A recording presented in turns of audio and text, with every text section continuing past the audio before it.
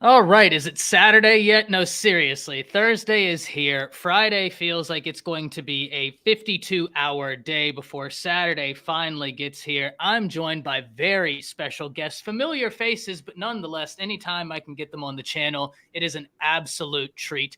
The Texas Homer is with us this evening. Nino Sport Corner is with us this evening. And guys, if you've been around the channel for a while, you will know in a lot of the independent live streams I do through the haze, these are two content creators you hear me recommend to you all of the time. And there's a good reason for that. They produce, in my opinion, some of the highest quality content on YouTube, not sport content, content in general. They are must subscribe to channels. Guys, before we get and also, look who's in the building this evening. Glad you could make it, Hayes. As always, awesome to have you in here, tuning in, listening. Homer, where can the people find all your great content? Just go on YouTube and type in Texas Homer. It'll pull up. I've been doing it for 3 years, so you'll see the videos in there. And then on Twitter, which I refuse to call X, you can see it at the Texas Homer on Twitter. Nino, my guy, where can the people find all your stuff? Yeah, man, go to YouTube. It's going to be underneath Nino's Corner Sports. And on Twitter, Facebook, Instagram. I'm hardly ever on Facebook, Instagram, and TikTok. But look, Twitter, just go to Nino's Corner, man. I'm there. I know. It feels like it's been a whole, 24 hours since I've seen you, man. That's been probably less than that. I know. We're just going to go ahead and rip the Band-Aid off this because one of the things we were talking about in the green room is this is a game that's real hard to call. I mean, seriously, the more you watch it, the more logical arguments I feel like both teams have to pave their way to victory. So I think the place where I'd like to start, because we always hear so much about the Texas offense, I want to give y'all the opportunity to tell people about this Texas defense, because if they don't know about it, they'll figure it out this season. That Texas defense is legit. Homer, talk to people about the Texas defense and why this year's defense is one college football fans in general need to be watching. Yeah, PK's in year 3, man, and it's starting to show. He's getting scheme fits, and it's looking like it. So our interior D-line is really the strength.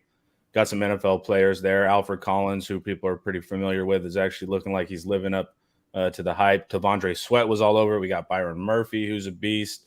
That's a great interior defensive line. Edge, we have some experience with Sorrell, but we do have a new guy in Ethan Burke out of Austin Westlake, 6'7". He's kind of a future guy, but he held up better against the run than I thought a new starter would. And then Jalen Ford at middle linebacker, who, I don't know what he was. Was he third-team All-American? Was he All-American something? Yeah, he should have been first-team All-American. How he wasn't, I have no idea. Yeah, he's awesome. Then we got a new starter in Binda at will.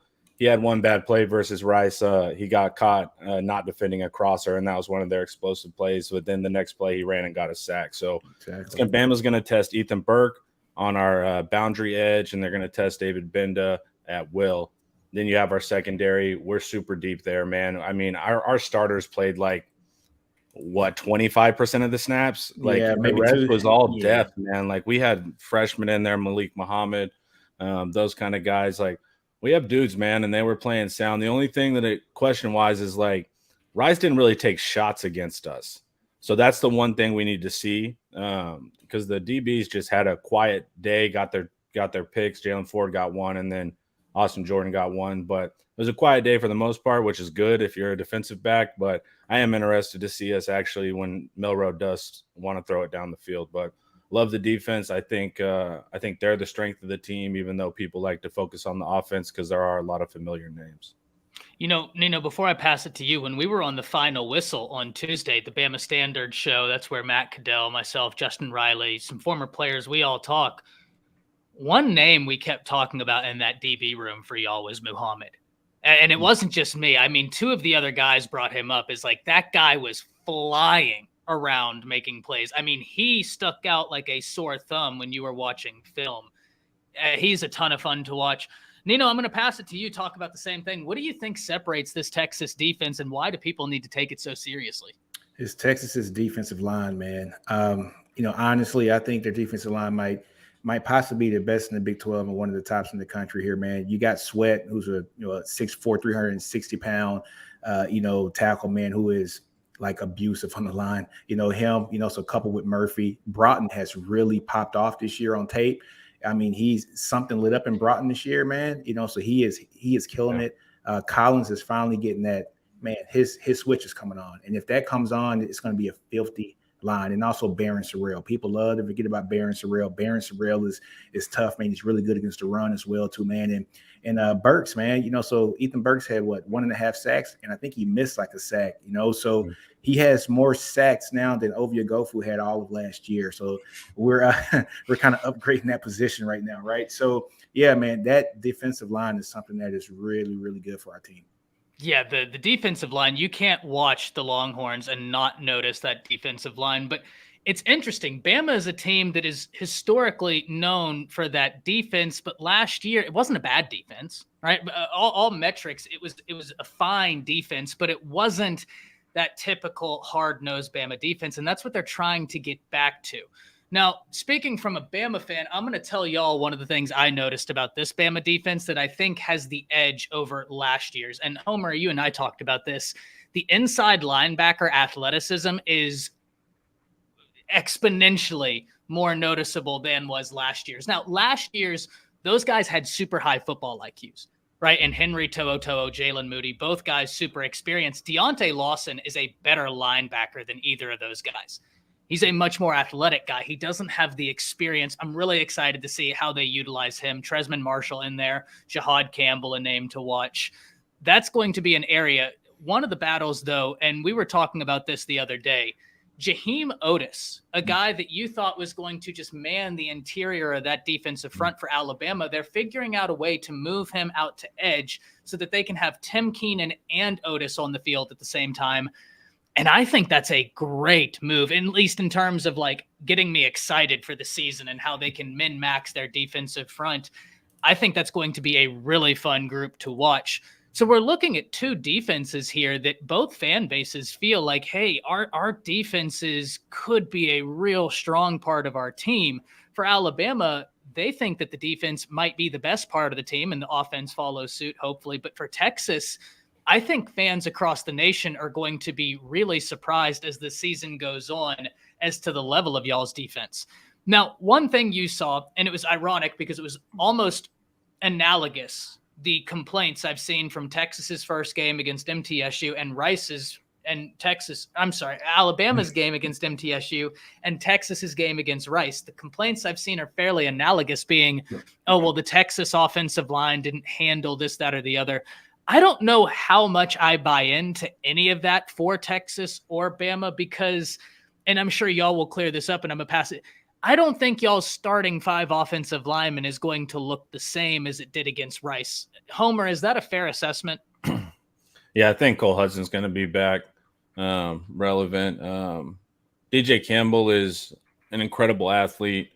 He's going to be important for the future, but he just struggled knowing kind of what was going on. There were some times where he would pull and there's the guy that you need to block and he would go after a corner or he would be out in no man's land blocking nobody. So he can get there really fast. It's just knowing what to do. There were some assignment issues, of course, some of the blitz games, which Saban also runs a ton of. Dave Aranda got him on it last year. So there was just some assignment issues, young guy. I don't know if he goes out there first technically, and then if it gets sketchy again, then you bring Cole in, or if Cole's back in. But Cole was injured last week, and then you have arguments too on the Texas side if Hayden Connor should get replaced by Neto Umeazulu. So there's 2 guards that are being questioned by the fans right now, and it's kind of a tricky spot. So you don't really, if you get Cole Hudson back and you keep Connor, that's the same group that we ran out versus y'all last year. And we got shut down in the run game, but hopefully they're a year older. So I don't know what the offensive line, I'm not super confident in it. More confident on Kelvin Banks and Christian Jones at tackle, but the interior is a question mark right now for sure. Yeah, Kelvin Banks is a top 15 draft pick. I mean, that guy's going to be fantastic. Nick, talk to me about the offensive line, because you and I talked about this a little bit yesterday. Are you worried, or do you think some of the reactions are a little bit overblown? Worried. Fair. Honestly, man, I think Texas found something once they got Neto in there. I think he came in like in the third quarter. They had him at the left guard, and him and Kelvin Banks Jr., they actually ran block pretty well together.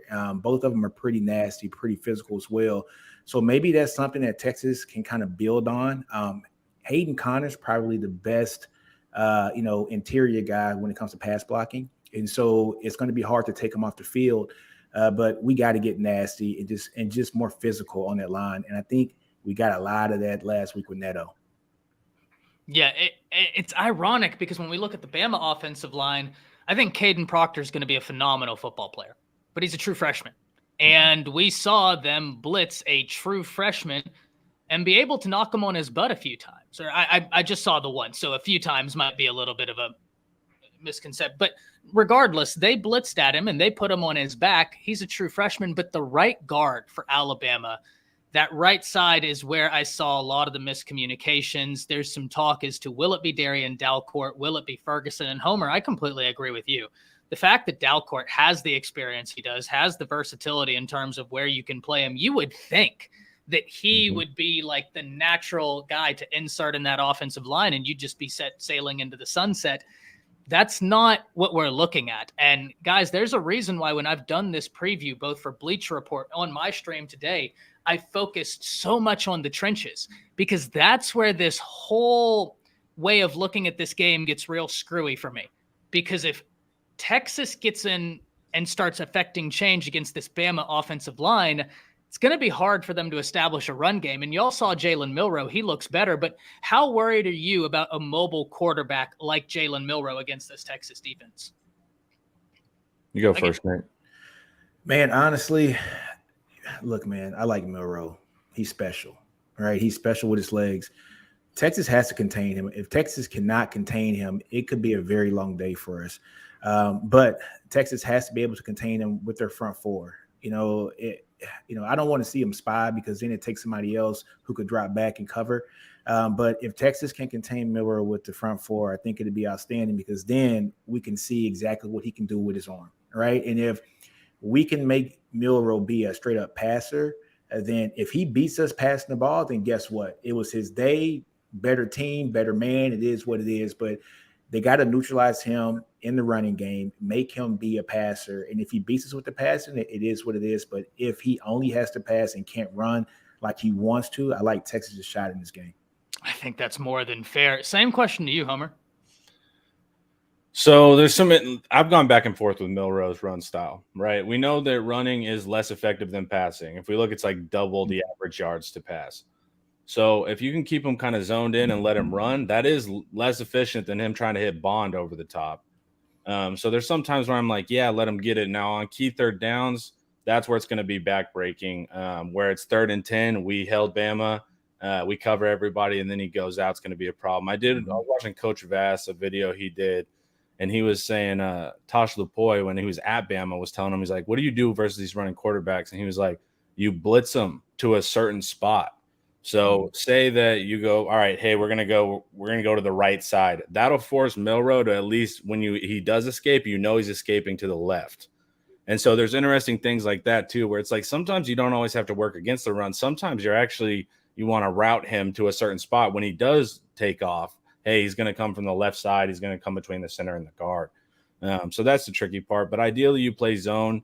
Last year when you saw him, they would run vertical routes with Bama's wide receivers to open up Milroe to be able to run.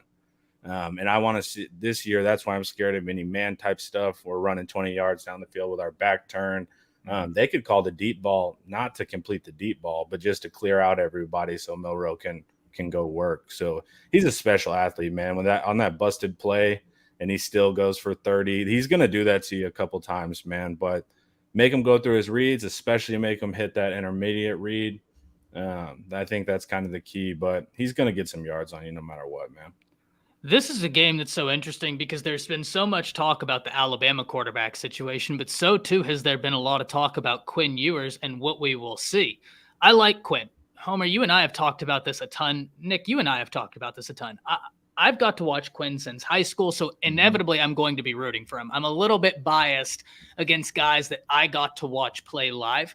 I want them to excel, especially because that state championship game with him and Cade Klubnik, that was a treat to be able to sit and watch. That was unbelievable. I want Quinn to be good. I am still not sure I know who Quinn Ewers is, though. Right? I still am not quite sure. Did I not send you a link, Chance? I'm going to make sure I send that right now. What? I thought I'd sent you that. I got the YouTube link. Oh my God, that's my fault. I see what I did.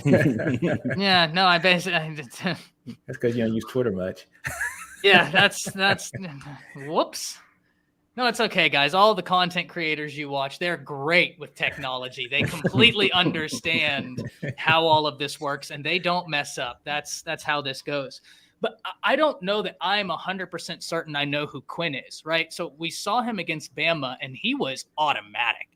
I mean, if he plays like that, goodness gracious, GMs are going to be beside themselves when it comes to the NFL draft. But we've also seen the flip side.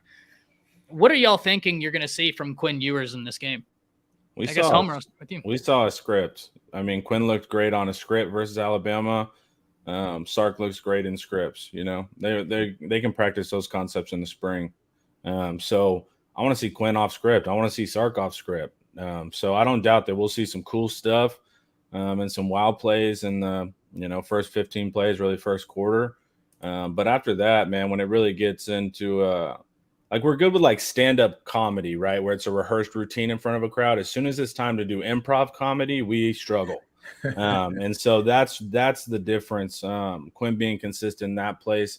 I think the Bama fans that just watched us play versus Bama have a different view of Quinn than the Texas fan does, because there's been some struggles. It's up and down with him. And so I want to see what Quinn can do in the fourth quarter. I was saying in the group chat, in the Texas group chat, Quinn should be the reason we're winning games. You know, like, man, we looked awful, but this 5-star quarterback took it over and won it for us. We've yet to see that from Quinn. His good performances have been like, hey, he moved the offense, but I haven't seen Quinn go off and be the reason Texas won a game. And so that's really what I want to see with Quinn, is living up to that caliber. He's a Bryce caliber recruit. He's a Caleb Williams caliber recruit. And right now I can't say that they're even close to that level in his game one of his second year. Nick, same question to you, man, because the one thing I worry about and I know that, college football nerds, once again, great content. They do an amazing job. I love it. They're one of the channels I have the notifications turned on for. He was posting and he was saying Quinn's stats on the road, but it was a little bit disingenuous because there were neutral site games. Quinn truly on the road, I think the biggest crowd he's faced in a true road game is 60,000. Bryant Denny seats 102,000, and he was 19 of 49 in that game. Yeah. How worried are you about Quinn on the road? Look here, man. One thing I can say about what Sark and Quinn did in this past game is they were able to adjust a little bit better against Rice than we saw in the last 2 years, right? So, so that's one positive. But, just like Homer said, I want to see it off script, man, because, we watch every game, and Homer and I and Nash and Steven, we watch these games 3-4 times a piece, right? And we're seeing everything. We're seeing the throws off the back foot. Mind you, that's not all his fault, right? I mean, that line has to get better on the interior to give him time to, to make that throw too as well. But sometimes Quinn has so much arm talent. I think he's overconfident in it.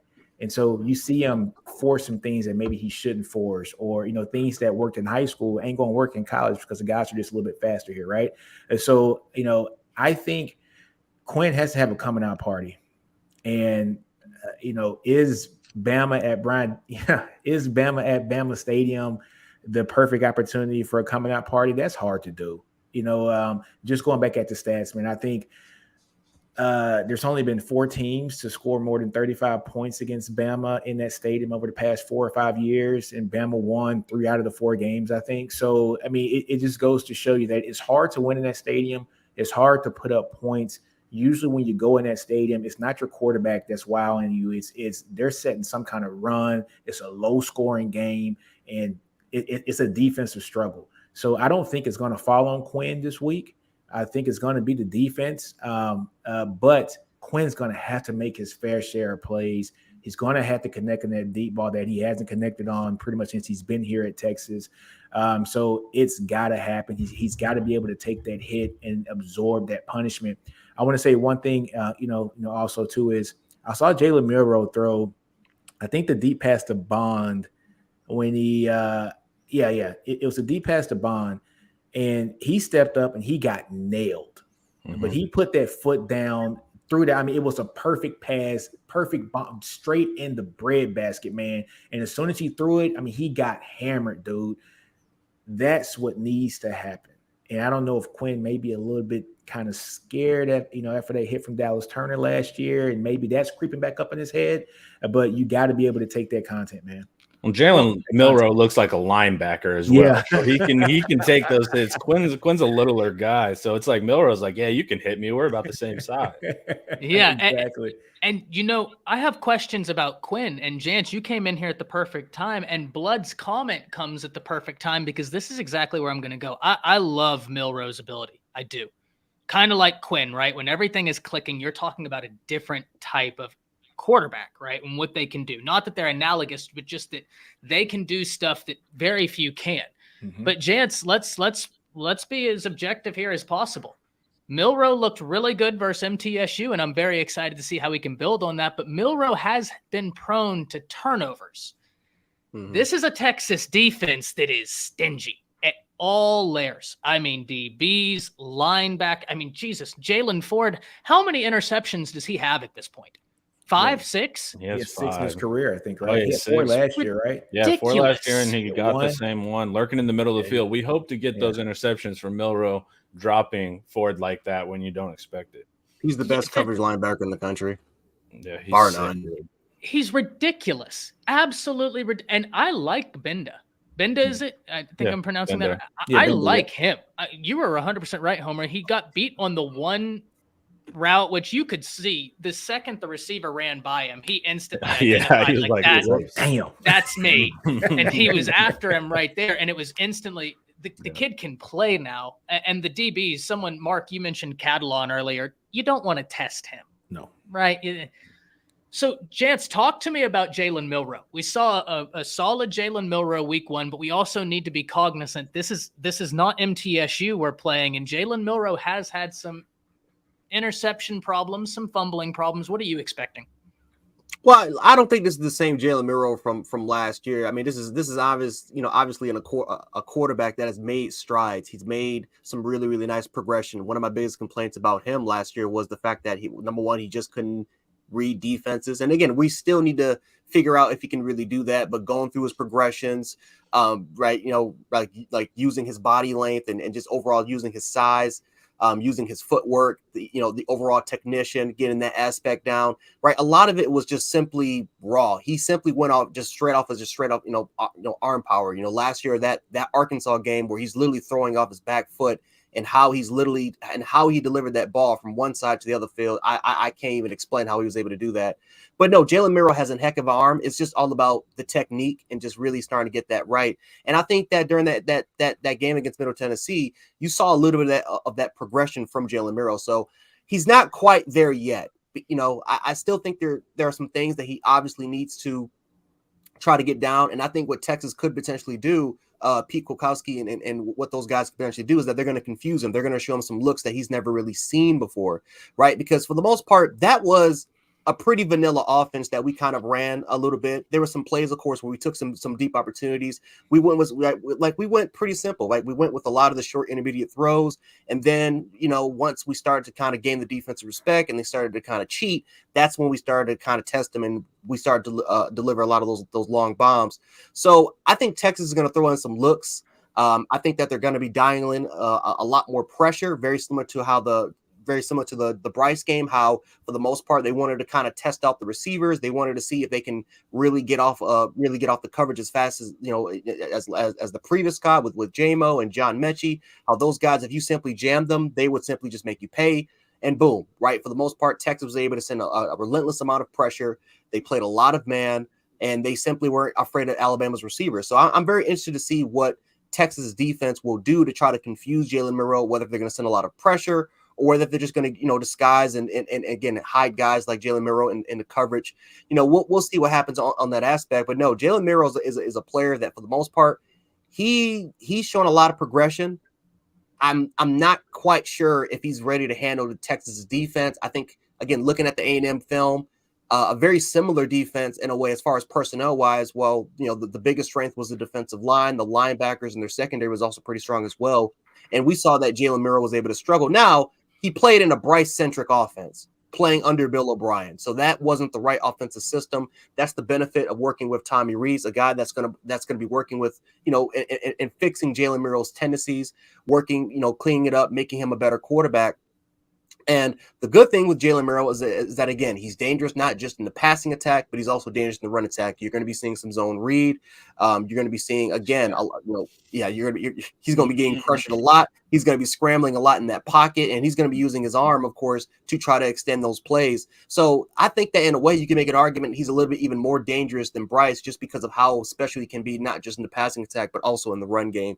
My biggest question, though, is not even really Milroe. It's these receivers. Again, we saw these corners, what Texas did last year, how they were able to kind of jam these guys up, and they were more physical than our receivers. I want to see how we were. Because under pressure, when they started to get things going, when they started to bring the pressure towards these Bama receivers, they couldn't handle it. They started running sloppy routes. Again, couldn't get off the jam. Couldn't really catch the football. I think we had around 5 or 6 drops alone in that football game. Mm-hmm. So that's kind of my biggest question, is more of the Alabama receiver versus their DB, Mark, because I can guarantee you that Texas is going to run a pretty similar game plan to what they did last year against us.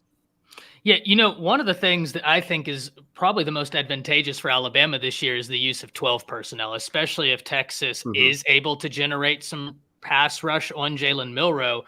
That 12 personnel could be just a gift in how we're utilizing it. Whenever we look at advantageous matchups, Homer, I want to start with you. Where do you look at Texas and say this is an area they can find success against Alabama, whether it be offensively against Alabama's defense or Texas's defense against Alabama's offense? Texas defensive line, interior, Bama offensive line. If you're just still dealing with Dow court issues and stuff like that, I think you have absolute freaks. I think they're big. But I just really like Texas's interior defensive line, their ability to disrupt. That's a matchup that I think is really, really key. The other ones I kind of give and take. I think the receivers as well. What's the deal with Brooks? So Brooks set out first half. Is he still going to start at your X role, or is that Benson? That's what I'm interested in, because really the only difference would be Bond in your starters, right, versus our DBs. Mm-hmm. Yeah, I don't know what the deal with Brooks is. I know he was in the doghouse for a bit, but I don't know if he's going to take, because the hard part is he'd take it from, in theory, Benson. I don't know. We'll see. I'm very curious as to that situation as well. Then I like that matchup. If there's only one variable change in Bond, and then Bond would be up against Jahdae Barron, which is our nickel. And Jade's our solid. He's supposed to be he's our best DB. I mean, I've heard he's our best corner, and we put him at nickel. And then on top of that, he's going to have safety help over the top. So it's not like he's going to have to purely man Bond, who's fast. So I would have to say then that matchup, if there's not a major change, those are kind of things I key in on. But flip side, the same as I'm worried about our interior O-line versus a Bama D-line. It does make sense why they made Otis drop all that weight, though. Now too, it makes sense to move him to end. I think that'll be interesting to see Kelvin Banks or Jones go up with a no size defensive end. That'll be actually very interesting. But everywhere I look, dude, it's like there's a little edge here and then it gets canceled. These matchups are tough, man. I'm more fearful, I'm more fearful of Texas defensive line against their offensive line, because we love Darren. For some reason, Darren Delcourt, man, we love him. I have no idea why. He's got something on Saban. He has something on Saban.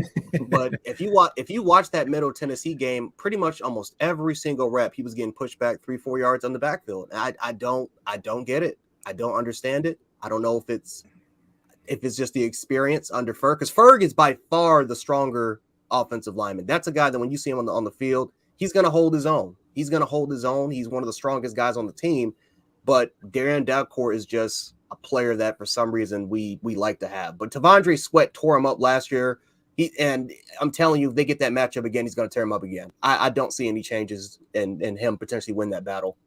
Yeah, that's why Ferguson, to me, has got to start at right guard. He has got to start at right guard because of that strength. You know these Texas interior guys. They're dudes. Yeah. I mean, y'all got guys that are going to be playing on Sunday now, right? Let's call a spade a spade. You got some dudes up front. One of the matchups I just cannot – Saban told him that's his last start. That's messed up, Lucian. That's messed up. But yeah, Otis down to 310, which is crazy that he came in at like 428 pounds and now he's down to 310 That's crazy, pounds. Man. And looks good at it too. He moves like a cat at 310 pounds. I cannot wait to see the wide receiver DB matchup. And I know that the Bama wide receivers on the Texas DBs, that's going to be fun. But I am a bit more excited for the reverse. The Texas wide receivers against the Bama DBs, because we've heard so much about the Alabama defensive backs. And what better time week 2 to test yourself against a quarterback that will take shots, against an offensive coordinator that will scheme them open, and against a wide receiving core that's among the best in the nation. That's a matchup I can't wait to see, because I think that Alabama has more athleticism at corner this year than they did last year. Kyrie Jackson had it taken to him last year. Y'all should have kept him in, man. I don't think so. The Texas game, I would prefer it. Yeah, Terrion is a very athletic dude. He can play every position in the secondary. Now, I will tell you one area, guys, if I'm being honest, one area that does concern me, and I'm interested in hearing everybody's take on this. I love the safeties for Alabama. Mm-hmm. I think Caleb Downs is a future superstar. Hell, I think he's a star now. He's going to be that good. If Jalen Key isn't to go for this game, and I'm not saying he's not, but Saban said he's day-to-day, I don't know what that means, right? Nobody knows what that means. He is going to be, no pun intended, key in this game. Devontae Smith. Devontae Smith is a little banged up. Is he still? So then you're looking at safety number 3. Safety number 3. How about Moore? Christian Story. Malachi Moore is banged up. And don't get me wrong, he's one of the more experienced DBs. There was a package last week, Jance, I don't know if you caught it, where they had the DBs, instead of it being Kool-Aid, Terrion, and Moore, it was Kool-Aid, Terrion, and Trey Amos. Yeah. And then they had Jalen Key at safety. And now that's a freaky 3 DBs. Like, that's freaky. Because if Moore's out, do you move Arnold to nickel and then put Amos at corner? They could. I think more likely is that Earl Little goes in there and they throw him into the fire. Yeah. Earl Little is a very talented player, but they attacked him, right? MTSU did. And he was a hair off that led to the touchdown.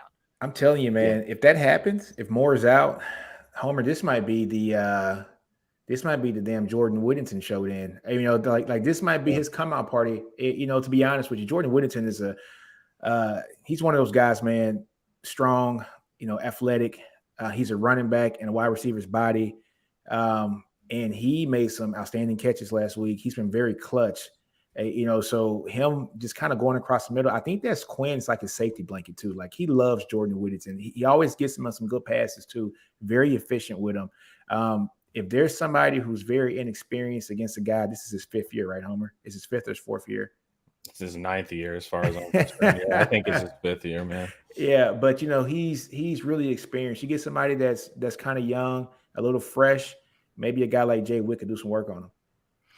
It's a very, very, very experienced wide receiver, and I know people are saying no, Malachi Moore might be in trouble. Malachi is really solid in run. He has not been the defensive back Bama has wanted to leave in terms of pass coverage, right? So whenever you're right, Jordan Wood, I was worried about that matchup anyways, right, with Malachi Moore, because historically that's been the one area where teams, and Lucian beat me to it, that's the area where teams have hurt Malachi Moore. The other guys, they are noticeably quicker. Yeah.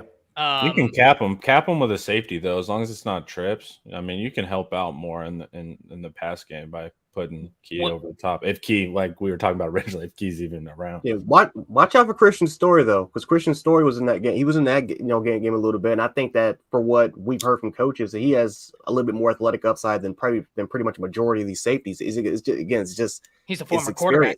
Yeah, he's a he's an athlete. He's a hell of an athlete, but again, he's got it. You got to have that experience. You got to have that experience for the most part. Motivated. You're 100% right here. Sark is going to attack Caleb Downs, and he should. He's a true freshman. Right? Make him earn it. 100%. 100%. I think that's completely sound. And that's not to say, guys, that Malachi Moore isn't going to be a big loss. He is. He is so veteran. He's so smart in that defense. But I look at that and I think, okay, well, Bama is in a situation where Earl Little and Malachi Moore were already fighting for, that number 2 nickel position last year behind Brian Branch. We don't have any safeties that have any college football experience if Jalen Key's not there. And that's where I'm like, okay, both of these DBs are hurt, but Jalen Key, if he's not out there, you're talking about a true freshman safety and then a former quarterback who's otherworldly talented. Mm-hmm. They don't have the experience, right? Like that's the one area I really, really, really hope that Jalen Key is a go.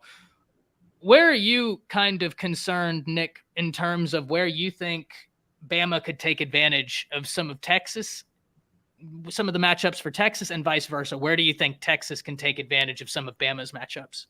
Ty, yesterday, I kind of told you about this yesterday.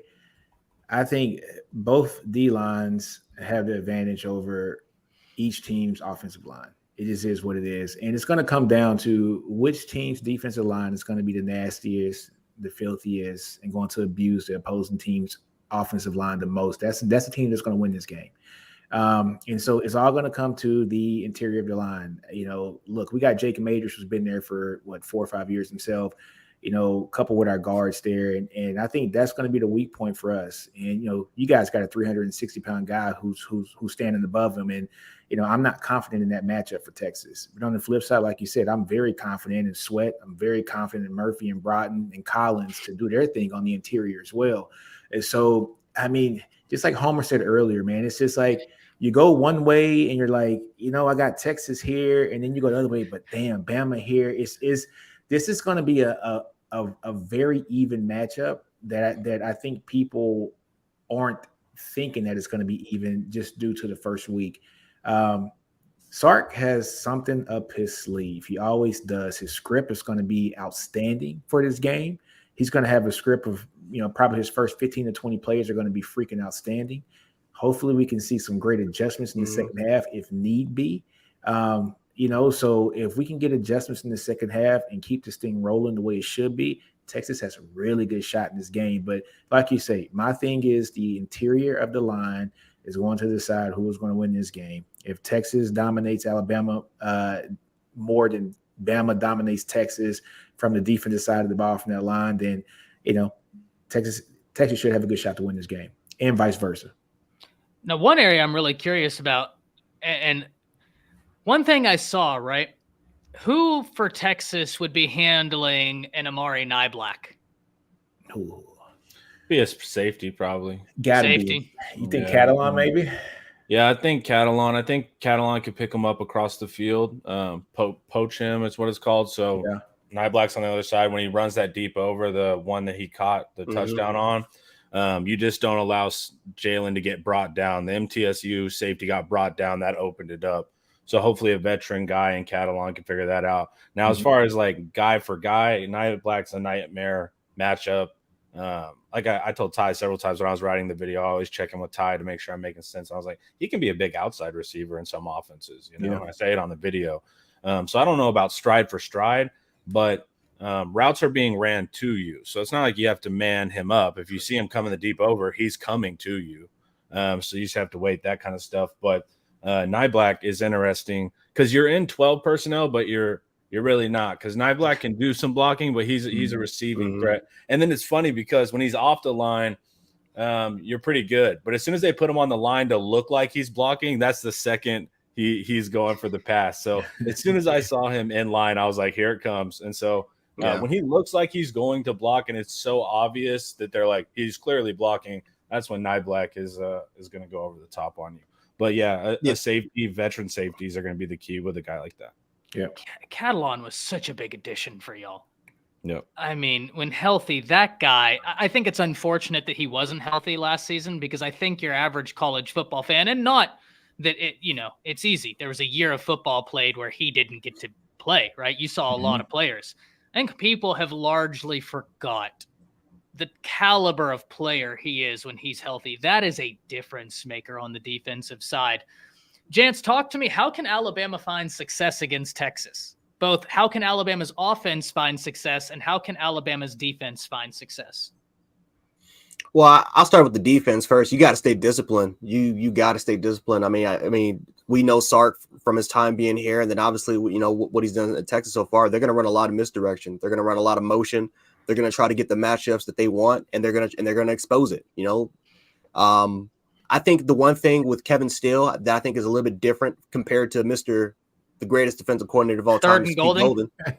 For the most part, Kevin Steele is going to be aggressive. He's going to be very aggressive for this game. I think he's for the most part, he's going to know how to utilize his linebackers. Seeing a lot of these guys rotate with Kendrick Blackshire and, for the most part, watching Tresman Marshall, Deontay Lawson, and again, Jahad Campbell didn't really play because he was hurt, but Jahad Campbell was a guy that was noted to be featured also in the rotation. Quindarius Robinson, I mean, he was playing, again, there was times where he was playing more as an off-ball linebacker, and he's literally running stride to stride with receivers. He can play in the zone, can play in the flat, or you can send him as a pass rusher, right? You can send him as that Perkins pass rusher right off the gap.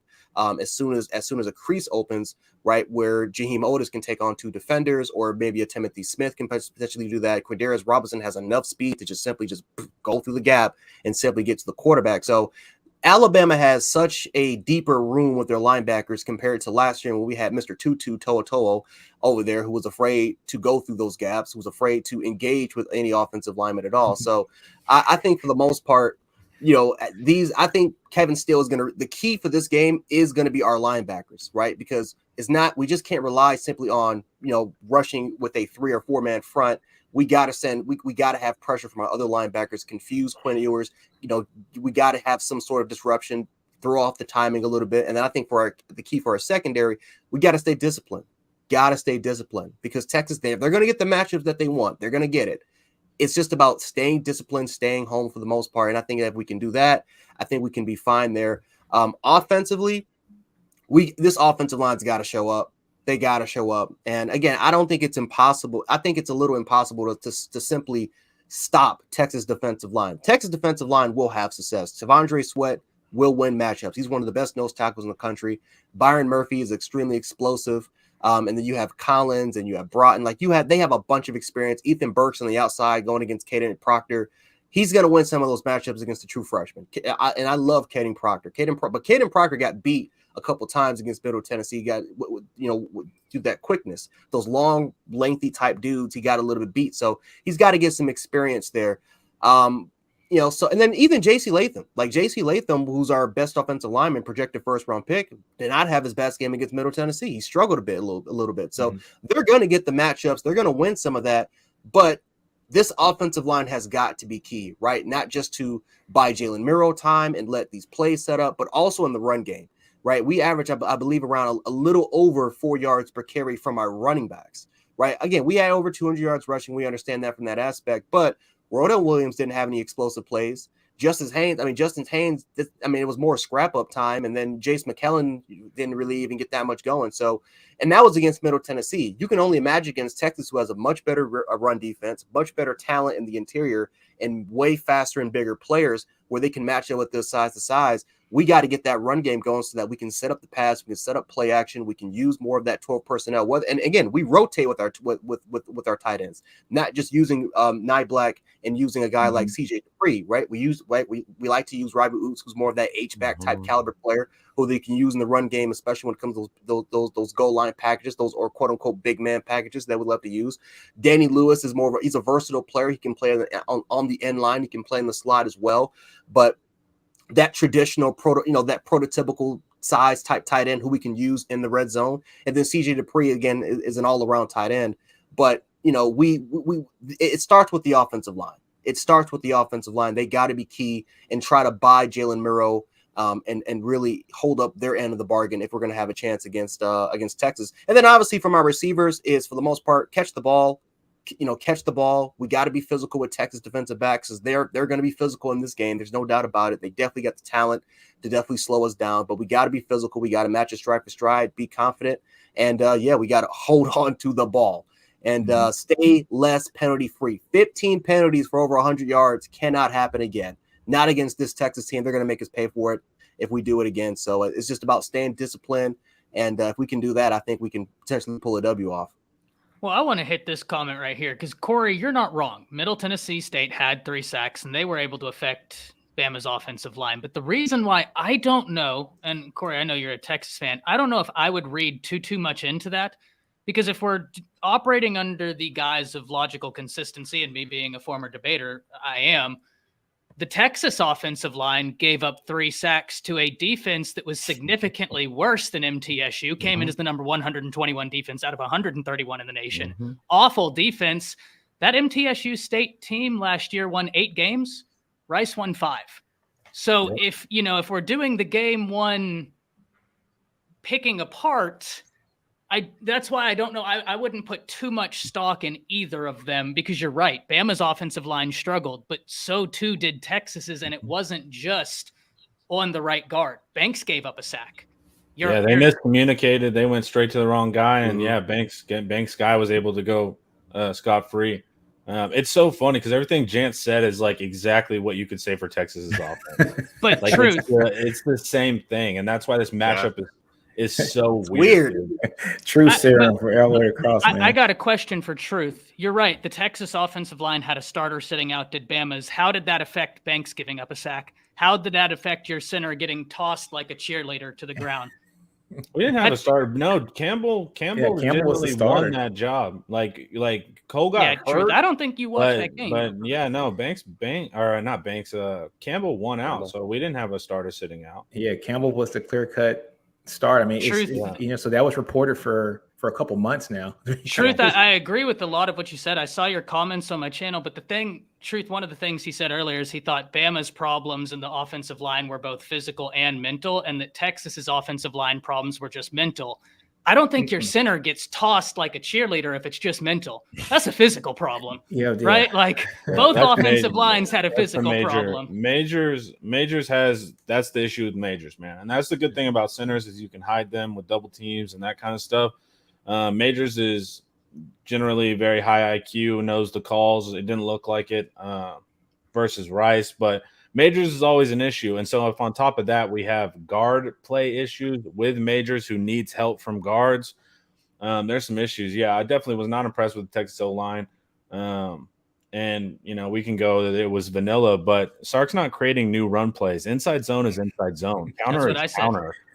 So the vanilla excuse doesn't work either. Like, we're going to run inside zone. We're going to do all that stuff. So if our communication was bad at a home game versus Rice, now we're about to go 100,000 people at Alabama, and they're going to be up for that game. I know Bama can get the sleepy reputation or whatever. Bama's going to be excited for the Texas game. There's SEC implications. So if we couldn't communicate effectively versus Rice, what imagine having headphones on with music on it, full volume, and trying to talk. Because I don't disagree, Truth, at all. Bama's offensive line, they've got to get it fixed up. The thing I find ironic, though, is every argument you gave against the Bama offensive line, I can make the same argument for the Texas offensive line. And you asked about a potential starter. There is a question as to who was going to win that job, right, at the right guard. Kind of similar to the Texas situation where Dalcourt won it, but the guy right behind him was right on his tail, right, right there. So that's going to be something cleaned up. This is going to be a phenomenal game, guys. Like, great. Now, Homer, I want to hear from you, right? And one before I go, Corey said Rice had 10 returning starters on defense and was way better than anyone thought. Look, I'll give you that. Rice played a better game, right? But they had 10 returning starters to the number 121 defense in the nation. Yeah, and it's Rice. I mean, no disrespect. At the end of the day, it's Rice. It was like they were number 121 in the nation, so they returned 10 guys to one of the worst defenses in the nation. We didn't get a 4th and 1 and a 4th and 2 versus Rice. So even a great Rice team, I mean, there's basic fundamental issues there with not getting 4th and 1 and 4th and 2 versus a Rice caliber talent. I think this is fair, Truth. I think this is fair, but we didn't say all offseason that we would play bully ball. I don't know. But you did say all offseason that your quarterback would look automatic. And judging off that game, Bama's brand new quarterback was hitting deep shots that homeboy wasn't. And Jalen hit one that also was a DPI. So he would have had like 5 of those deep bombs. Like one of them was pass interference. So he connected even more than the box score says. And one of the deep throws too. I think I'm trying to think who ran the route. I think it was I think it might have been I think it might have been Benson. But one of our receivers, for the most part, during the deep ball, if the receiver would have cut in a little bit on the inside, that ball would have been perfectly. It would have been a catch. He decided to run. He decided to run way more out wide. So. And plus, even though that ball could have been delivered a little bit better because it was a tiny bit underthrown. For the most part, though, I mean, the ball was it was a really good ball. All he had the receiver to do was just go on the inside. It would have been right in the dude's hands. Instead, he decided to run out wide. So, I mean, for the most part, you can make an argument at least 7 out of the 8 deep balls he threw were pretty damn accurate. But he was good with it. 100%. He was good with it. I ain't gonna lie. Corey's a Texas fan. A deep shot is when the quarterback throws the ball generally over 20 yards, and they actually catch it. So this is it's a new concept for Texas fans. That's a deep shot. We haven't seen one since Casey Thompson. Oh no! Oh no! I'm just missing. Casey Thompson. Look. I know I don't want it to sound like. Now, hey, this is an area, Corey, where I do agree. That's one area I worry about how Texas will attack Alabama. Jatavian Sanders is a mismatch. Point blank, period. On to the next point. That 100%, Corey. The linebackers, I'm happy, are more athletic. But even if we put Caleb Downs on him, Caleb Downs is otherworldly. What's Jatavian Sanders? 6'5", 6'4". I mean, 6'4", about 240. Dude, yeah, he's a huge dude. So, Homer, talk to me. How can Texas find success against Alabama offensively and defensively? Intermediate passing consistency. Of course, we can try to take the deep shot, but there's just I don't know how many times we got to learn our lesson that Quinn's better at short and intermediate. So, consistent grinding. Do I think that we're going to run over Alabama? No. Historically, that would be a very silly bet. So hopefully Baxter can break, do a Jace from last year. Like hopefully we break one where one time the linebacker's out of place. But I think Quinn's going to have to show something he hasn't really shown, which is marching up and down the field. And then hopefully my deal is hopefully we get 17 on the opening script. And since you guys are a 12 personnel running team, it's harder to catch up. That's the only weakness to Alabama's offensive philosophy. If you get behind, you're in trouble. So that's kind of the keys there on offenses. Saban has a very rule-based defense. It's the most prolific defense we've seen.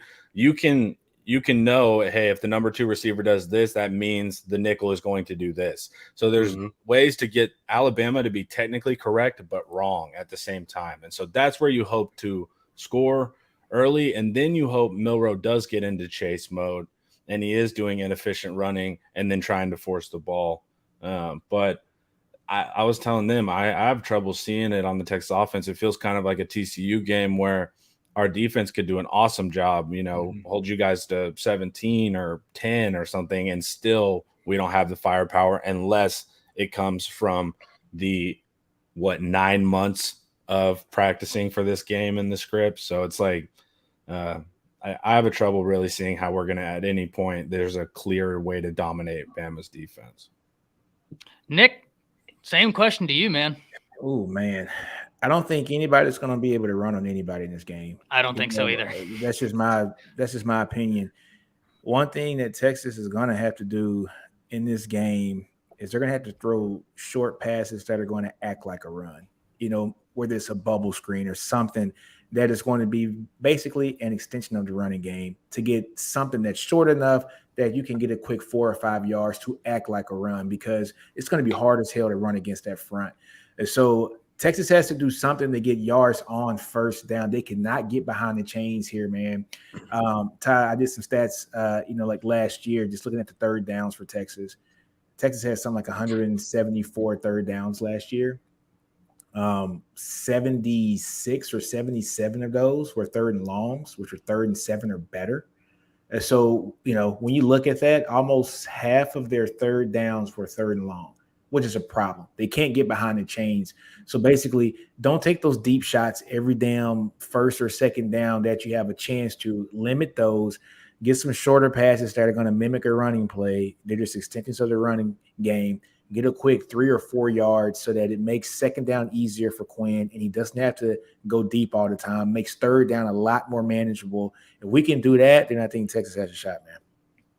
Yeah, well, now I'm going to answer my own question. How can Bama find success against Texas? First off, defensively, they have to weather the storm. Homer, you've said this, and I completely agree.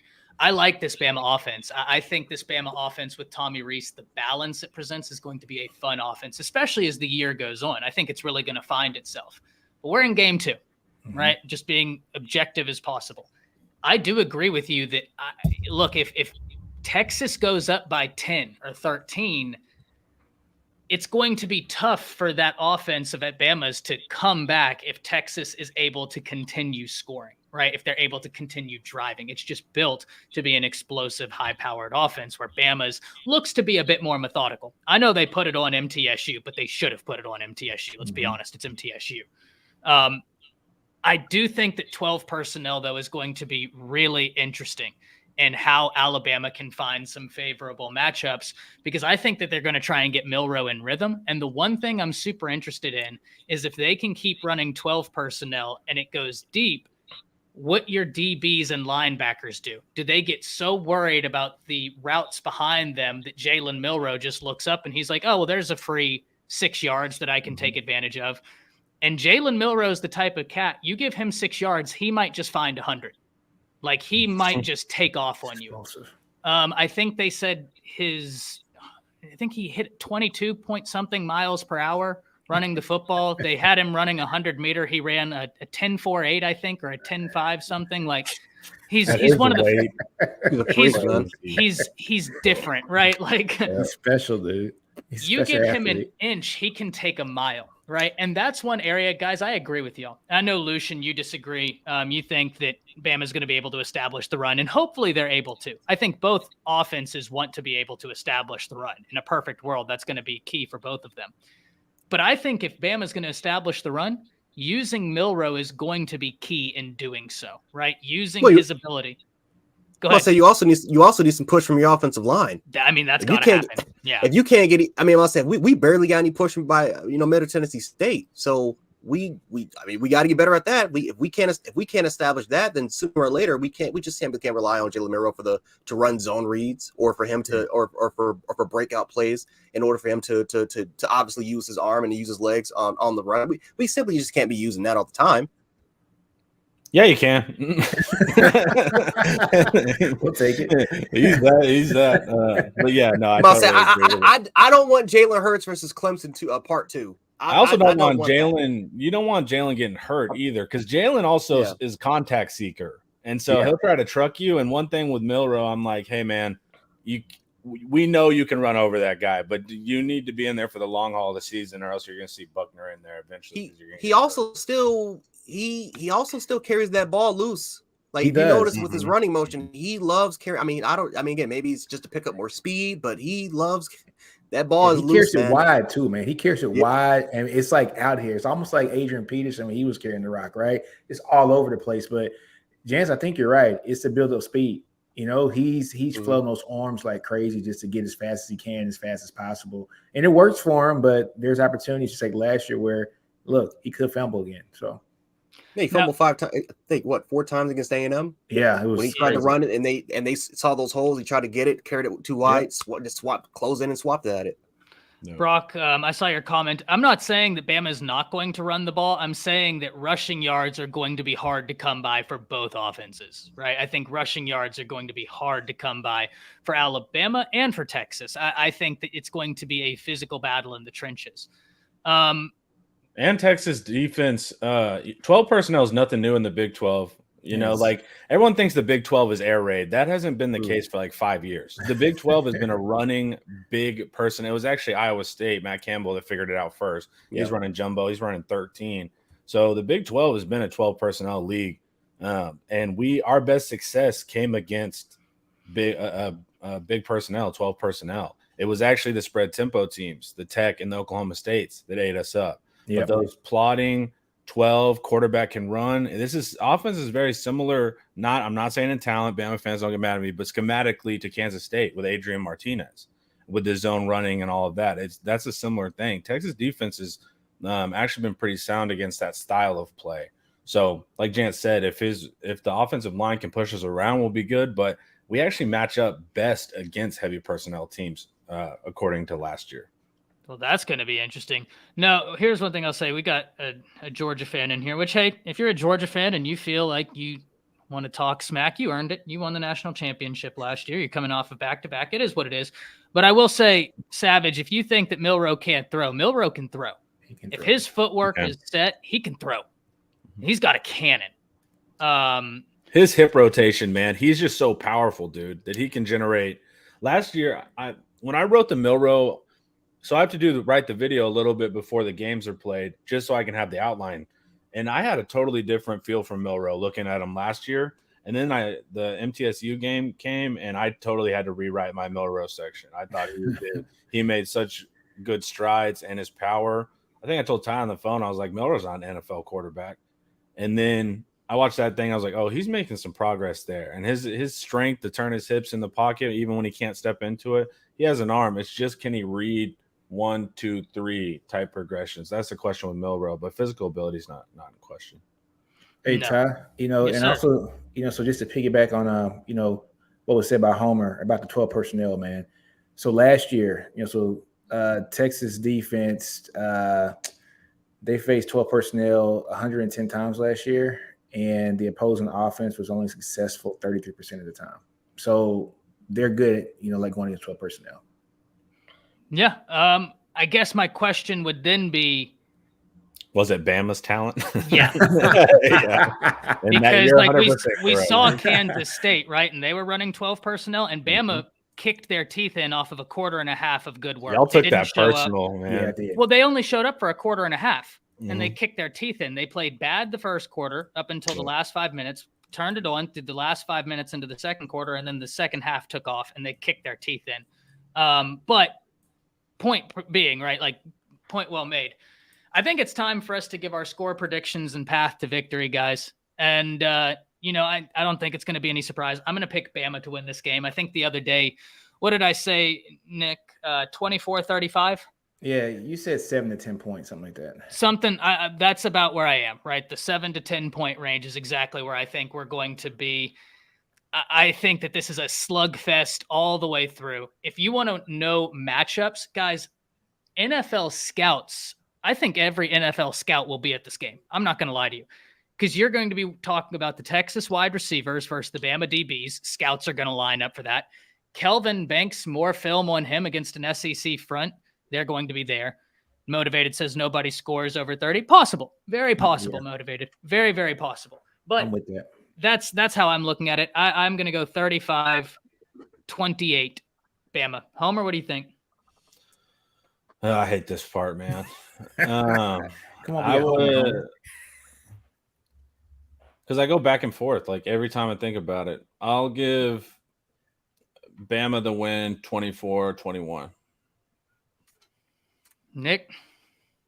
He looked shocked. I was very similar to Homer, but I had it the other way. I got Texas 24-20. I don't know what it is. I'm going with my heart on this one, not my head. But I got Texas 24-20. I think Milroe's going to make a couple mistakes in this game. This is his first, I wouldn't say his first huge start, but this is going to be a hell of a start for him. So I got 24-20 Texas. Jance, what are you thinking, man? All right, so I went on Bama Insider, and I gave my score prediction. I said Bama was going to win this game 28-20. Okay. I'm not sticking with it. I'm going to go with Texas. I'm going to go with Texas. I think Texas is going to win this game 24. I'm going to say 24-17. The reason why I'm going to go with Texas is because I think their defensive line has the advantage over ours. I think we're going to make the dumb mistake by starting Darian Delcourt, and Devondre Sweat is going to tear him a new one. I think that for the most part, right now, they have the better skill position players. I think just like what Homer and Nino said for the most part, that Texas matches. Again, I had to go back and watch those games. They match pretty well against 12 personnel. And listen, I understand they don't have the talent that Alabama does have, but I'm telling you, that experience, it does mean something. And when you have a fresh new scheme going against a defense that's had a feel for Alabama, maybe not the scheme, but they've had a feel for the personnel. They know what these players are for the most part all about. I just don't think that you can fix that a little overnight. I think it's going to take some time. I had Alabama losing 2 games this year anyway, but having a much more improved year compared to last year that can lead to 2024, right? So I think overall wise, I'm gonna give Texas the advantage. I think they make a little bit more plays than Alabama. This is not going to kill Alabama's season, but for the most part, it's going to be nasty. It's going to be feisty. I think that this is going to be a defensive game until the fourth quarter, and I think that's when you start to see a lot. I think that's when this is like boxing, right? Not Terrence Crawford versus Spence. I don't want a Terrence Crawford versus Spence matchup, but this is typical boxing. How 2 great boxers, they figure each other out until we get into the 7th, 8th round. That's when we start to get the bombs dropping. I think Texas will do that, and I think they're going to go ahead and get the W. Hey, Ty. All right, Jance, we're both traders, so good. At least I wasn't the only one, dude. Hey, guys, Go ahead. I got one thing to say about the 12 personnel. I went back and looked at Bama's stats from last year. They ran 12 personnel 7 times. They were successful 0 times in that package. Well, that's why we have a new offensive coordinator. I was wondering, y'all quit doing the 6th O lineman as your because we had a tight end that was big enough to play offensive lineman, Kendall Randolph, and we would run that. But the 12 personnel, they made a note of that. They ran more 12 personnel, Nick, in one game than they almost ran like at a percentage all of last year. And the success rate was really, really high. Oh, so really? During MTSU, but once again, it's MTSU, right? Like, it's one of those things where this is going to tell us a lot. And the interesting thing about it, we have a Bama fan who picked Bama. We have a Texas fan who picked Bama. We got a Bama fan who picked Texas, and we got a Texas fan who picked Texas. So we got everywhere. No, Ty, hold on. Come on, Luke. Look at your boy, man. Tyler, let me address the chat real quick. Do y'all want? I mean, what do y'all want, man? Do y'all want me to be objective, or y'all want me to be biased? This is an objective channel. We are here to talk about objective football here. We're not going to put our biases and our fandoms aside. We're gonna look at it and we're gonna make our predictions. I am going with Texas based off what I saw last year and based what I'm seeing this year. Listen, this is a young Bama team. We're still trying to figure some things out. I think Texas is a little bit more prepared. I think Texas is going to be more motivated because of how. I mean, can you imagine losing the way Texas did? And I mean, I would be hyped up like crazy. I think Texas has that little bit of advantage. That's all. Right? I'm still a Bama fan. It is what it is. Y'all can call me the fair weather fan. It is what it is. But on Ty's channel, I'm going to be objective here. It's funny, Ty. We have the same conversation on the Texas chat, about, hey, man, Texas, that is our team, but damn it, we ain't great at every damn thing. Nah, guys, listen. You might not agree with his pick, but at the same time, you got to meet him at his points, not just say, oh, I don't like the pick, right? Because if you're not meeting him at his points, you don't have an argument to stand on, even though I disagree with him, right? I think Bama will win this game. You got to meet him at the points. I hope we win. I hope. I pray. I think, but it's going to be a good game, right? That's what I was saying. It's even before we were talking, it's like this game sucks to pick. It's weird. Man. It's a weird matchup, man. It really comes down to whose offensive line does the best. That's a dope ass stat. This is a tough game to pick. If I could push, I would push. And so it's just like, because I wouldn't actually bet this game because I don't. That's how weird I think it is. I would. Yeah. You think Bama's going to cover at 7? You had Bama covering, right? Yeah, I do. Yeah. I do. And the biggest reason, guys, look, as much as I like Texas, I don't know who Quinn Ewers is. And I understand there's that graph that says, oh, well, he's a 66% passer on the road. No, he's not. That graph was disingenuous. I love college football nerds, but they knew what they were doing, right? They're very, very, very, very bright. Did it include Red River? They included all neutral site games. Oh, that's okay. That's not road games. And then they were arguing with people, oh, but is Bama Arrowhead? Like, that's actually what he replied to somebody. And I was like, what does that have to do with anything? Is Bama Arrowhead? Yeah. What? Just because it's not breaking a Richter scale, you're comparing an environment that's a road game where he faced 55,000 to where he'll face 102,000 in the crowd, double what he's faced in a true road game. And he was a sub 60% completion quarterback as a freshman. Like, that's even why I have Bama is I don't know what Quinn is. And he hasn't shown me that he can march up and down the field. He hasn't shown me full command yet. Once he does, actually not even that. He can show me it in Bama. I need to see it 4 or 5 more times. That's where quarterbacks really made a jump. That's why I have the Bama pick. Like I said, Quinn is supposed to be in the class of Bryce Young, Caleb Williams, and you can't say that. And so that's where my issue is. Can Quinn score in the opening script? Yeah. Can Quinn score in the 3rd and 4th when it really matters? So that's why I have Bama getting the tilt, because their offense Bama's offense is designed a little bit to protect Milroe, to give him simpler throws, to run the ball, to allow him one-on-ones with Bond, that kind of stuff. The design is not asking him to be Bryce. Sark does ask a lot of Quinn, and so that's kind of where I'm in the gray on Quinn Ewers. James, you're right. I don't know who Milroe is. You're 100% right. But the reason why I don't put any is I've seen more of Quinn than Milroe, and that's concerning. The fact that you have seen more of Quinn Ewers with a quarterback whisperer, and he's a sub 60% completion percentage quarterback, and he's supposed to be the second coming. And you're telling me you have more faith in a guy that has been with a quarterback whisperer and has shown in big games he can't hit the broadside of a barn? I don't know, man. Like, to me, I look at it the complete opposite. You're telling me he's been with a QB whisperer, and on the road, he hasn't been good. Even when we're taking into all the accounts, he's sub 60%. And frightening. I saw another. You said that. Messed up. Yeah, that's messed up. That is messed up. Quinn will be out in the first quarter, anyways. The league. Malik. What big game we've seen? No, you're 100% right. My point is, James, is you're comparing a quarterback who we've only seen under a new offensive coordinator with one game. And frightening. This is kind of piggybacking off of a comment you left on a video.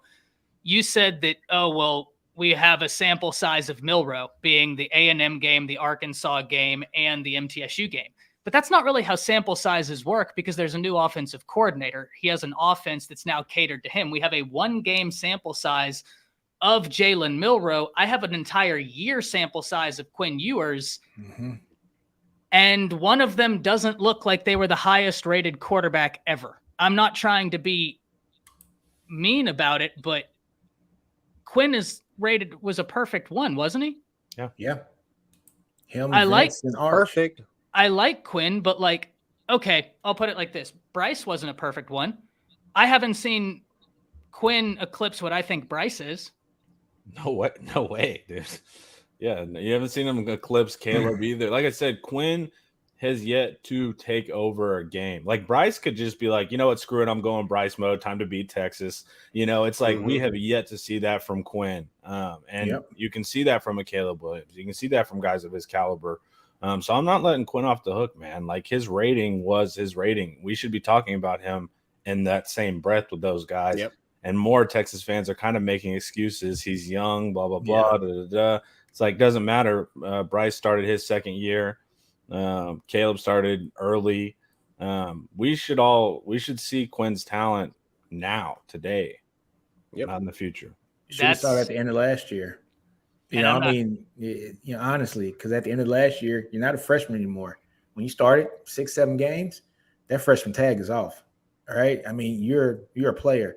And one thing I want to say about Jalen Milroe, I'm not going to hop on the Jalen bandwagon here, but he did step in against Arkansas, and he had a pretty damn good game against Arkansas at Arkansas. All right. I'm just looking at 65 yards passing, 91 yards rushing on the road. You can say what you want to about the A&M game. They still won the game. All the fumbles he had, they still won the game. All right. Jalen tried to lose that against a really good A&M defense, and they still won it. Yes. And one thing that we've seen, look at the was it the it was Okie State game last year, right? I mean, so look at that. I mean, for Quinn, it was turnover after turnover after turnover. He has to get better. Look, he's still my quarterback. I got faith in him. Let's get it done this weekend, Quinn. I'll be there in the stadium. Please, please. I want to be drunk and happy and not drunk and mad. Now, I like this comment by Matt because I think it creates an interesting conversation. And Matt, you're right. Quinn had 134 yards in the first quarter last year. Hello. But am I to believe that Quinn is that quarterback, or am I to believe that he's the quarterback he continually showed me he is? If someone tells you who they are, believe them. And he's told you more times than he hasn't. But for some reason, you're believing the 1 quarter of work where he was on script as opposed to all of the film that shows, was that an anomaly? Right? Like Truth asked, was Jalen Milroe's performance an anomaly? I think a question that's equally fair is, was Quinn's performance an anomaly against Bama? And that's his first true test. So you got to think, that Bama game, there's no film on Quinn at all. You have nothing to really go off. You had the ULM game, and they were, you want to talk about basic and vanilla that game? They were basic and vanilla that game. So that was the first time anybody had seen Quinn in a college football game. And so there was no film on him, and he got to do what he wanted to do. Now, once you get a good 6 or 7 games of film on somebody and you're able to dissect what are their strengths and weaknesses, then you kind of see where that player is, and they kind of regress to what their mean is. And I think we saw exactly what Quinn's mean was last year. I just hope it's better this year. I'm banking on it. Now, I want to have y'all take this comment because Corey, I need you to explain what you mean here. Are you telling me that Sark is intentionally handcuffing Quinn and having him do bad practice so that it pays off against an Alabama and a Georgia? Because that doesn't sound like a winning recipe, right? If you're telling your quarterback, I want you to intentionally be a sub 60% completion percentage quarterback. No, Ty, that's big brain stuff, dude. We threw all last season. This was all last season. We went 8-4. It was all part of the plan just to throw Saban off, dude. Corey, you got to explain that one to me because I don't think that Sark is that type of quarterback. Sark wants to practice perfect or as close to perfect as you can. And he wants to win. The man wants to win. Quinn has been hitting them, supposedly in practice, Quinn has been hitting the deep shots in stride. So that's why the coaches, too, were frustrated. So apparently Quinn has been better, but we just got to see it in the game, man. Like, it's just and then here's the problem.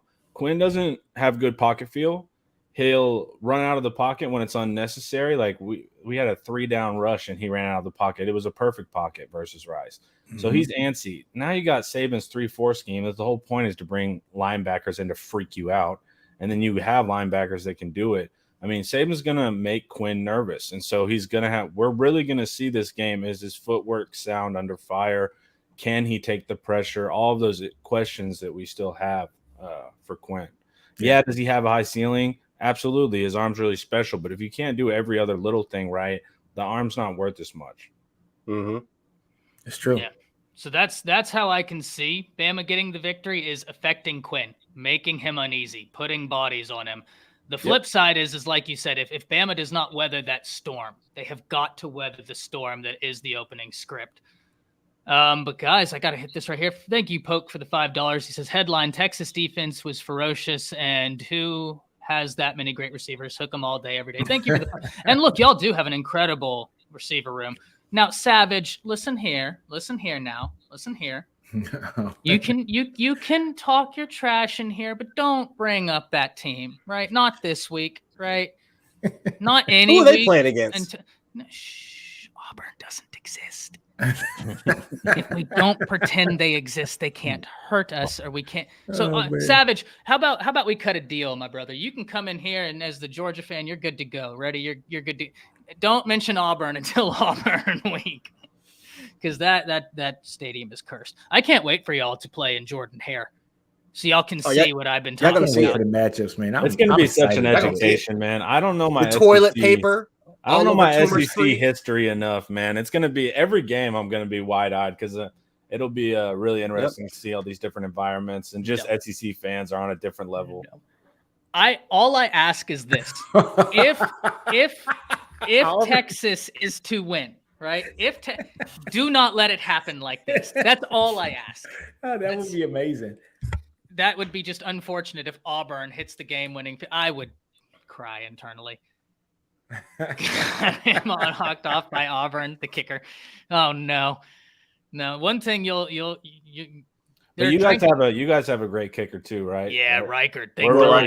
And we're confident in ours as well. So if it does come down to it, I think both teams will hit it. I will say this: if it's like a 55 or 56-yard kick, I'll go with y'all kicker over ours because Will Reichert's accurate, but he doesn't have the strongest leg. He doesn't have he just does not have I think the longest he kicked was like a 52 or 53 yarder, but 54, 55, 56 yards. It's 72 yards. Line me up with Reichert. I believe, baby. I don't know what Texas fans, do y'all know Auburn's longest? I don't know, man. See, maybe in the chat, one of y'all get to Googling. Because he kicked a 56-yarder in the game. It had the distance. It just didn't have the accuracy. You know what I'm saying? Yeah, this is one thing. Bama blocks kicks, but y'all have got Keelan Robinson, and he blocked. We block punts. Kicks. Yeah, y'all block punts as well. Yeah. It's going to be so interesting because so many of that coaching staff came from Bama, and it's a coaching staff where if you look, Saban thinks a lot of Sark. Sark thinks a lot of Saban. So Sark wants to win this game, not for it to be the same reason Jimbo wanted to beat Saban, right? Like an ego thing. Right. In my opinion, whenever Sark wants to beat Saban, it's more of a took a chance on me. Yeah, like you took a chance on me, and now by me being the best I can, that's almost my way to thank you. Right? Like, I'm respecting you somehow I'm honoring you by beating you in a weird way. If he's to beat him, I'm sure that's for Jimbo, it'd be like, oh, well, I just beat Nick Saban. So what does that make me? For Sark, it would be like, you took a chance on me. You gave a lot for me. You brought me in here. We worked great together. Now it feels like all of that was for something, right? Like, and this is the other end. This is going to be a phenomenal game. The longest for Bama. Oh, hey. No. Jance, I think I might have to go with Reichert then. Longest for the Bama was 52, 54 yards. Yeah, and the longest for Bert Auburn was 49. Okay, so good. Like I said, Will Reichert, baby. Yeah. Will I know the 52-yard against Georgia. I know. I remember that was hit. I don't remember the 54-yard. I'm going to have to go back and watch that. I'm going to have to go back and see it.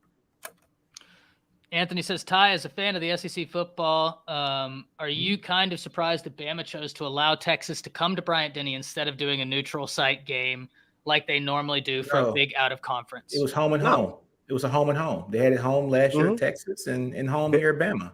Yeah. Bama's doing that for the next 5, 6, 7 years. We got home and homes against West Virginia, Wisconsin, Florida State, Ohio State. Oh, God, that Florida State one. We got Michigan and Ohio State, right? Y'all got Michigan next year. Yeah, right? Michigan. Yeah, Michigan. After that. Oh, that's going to be great. That's going to be great. Ty, curious, are you more scared of Ewers or Murphy?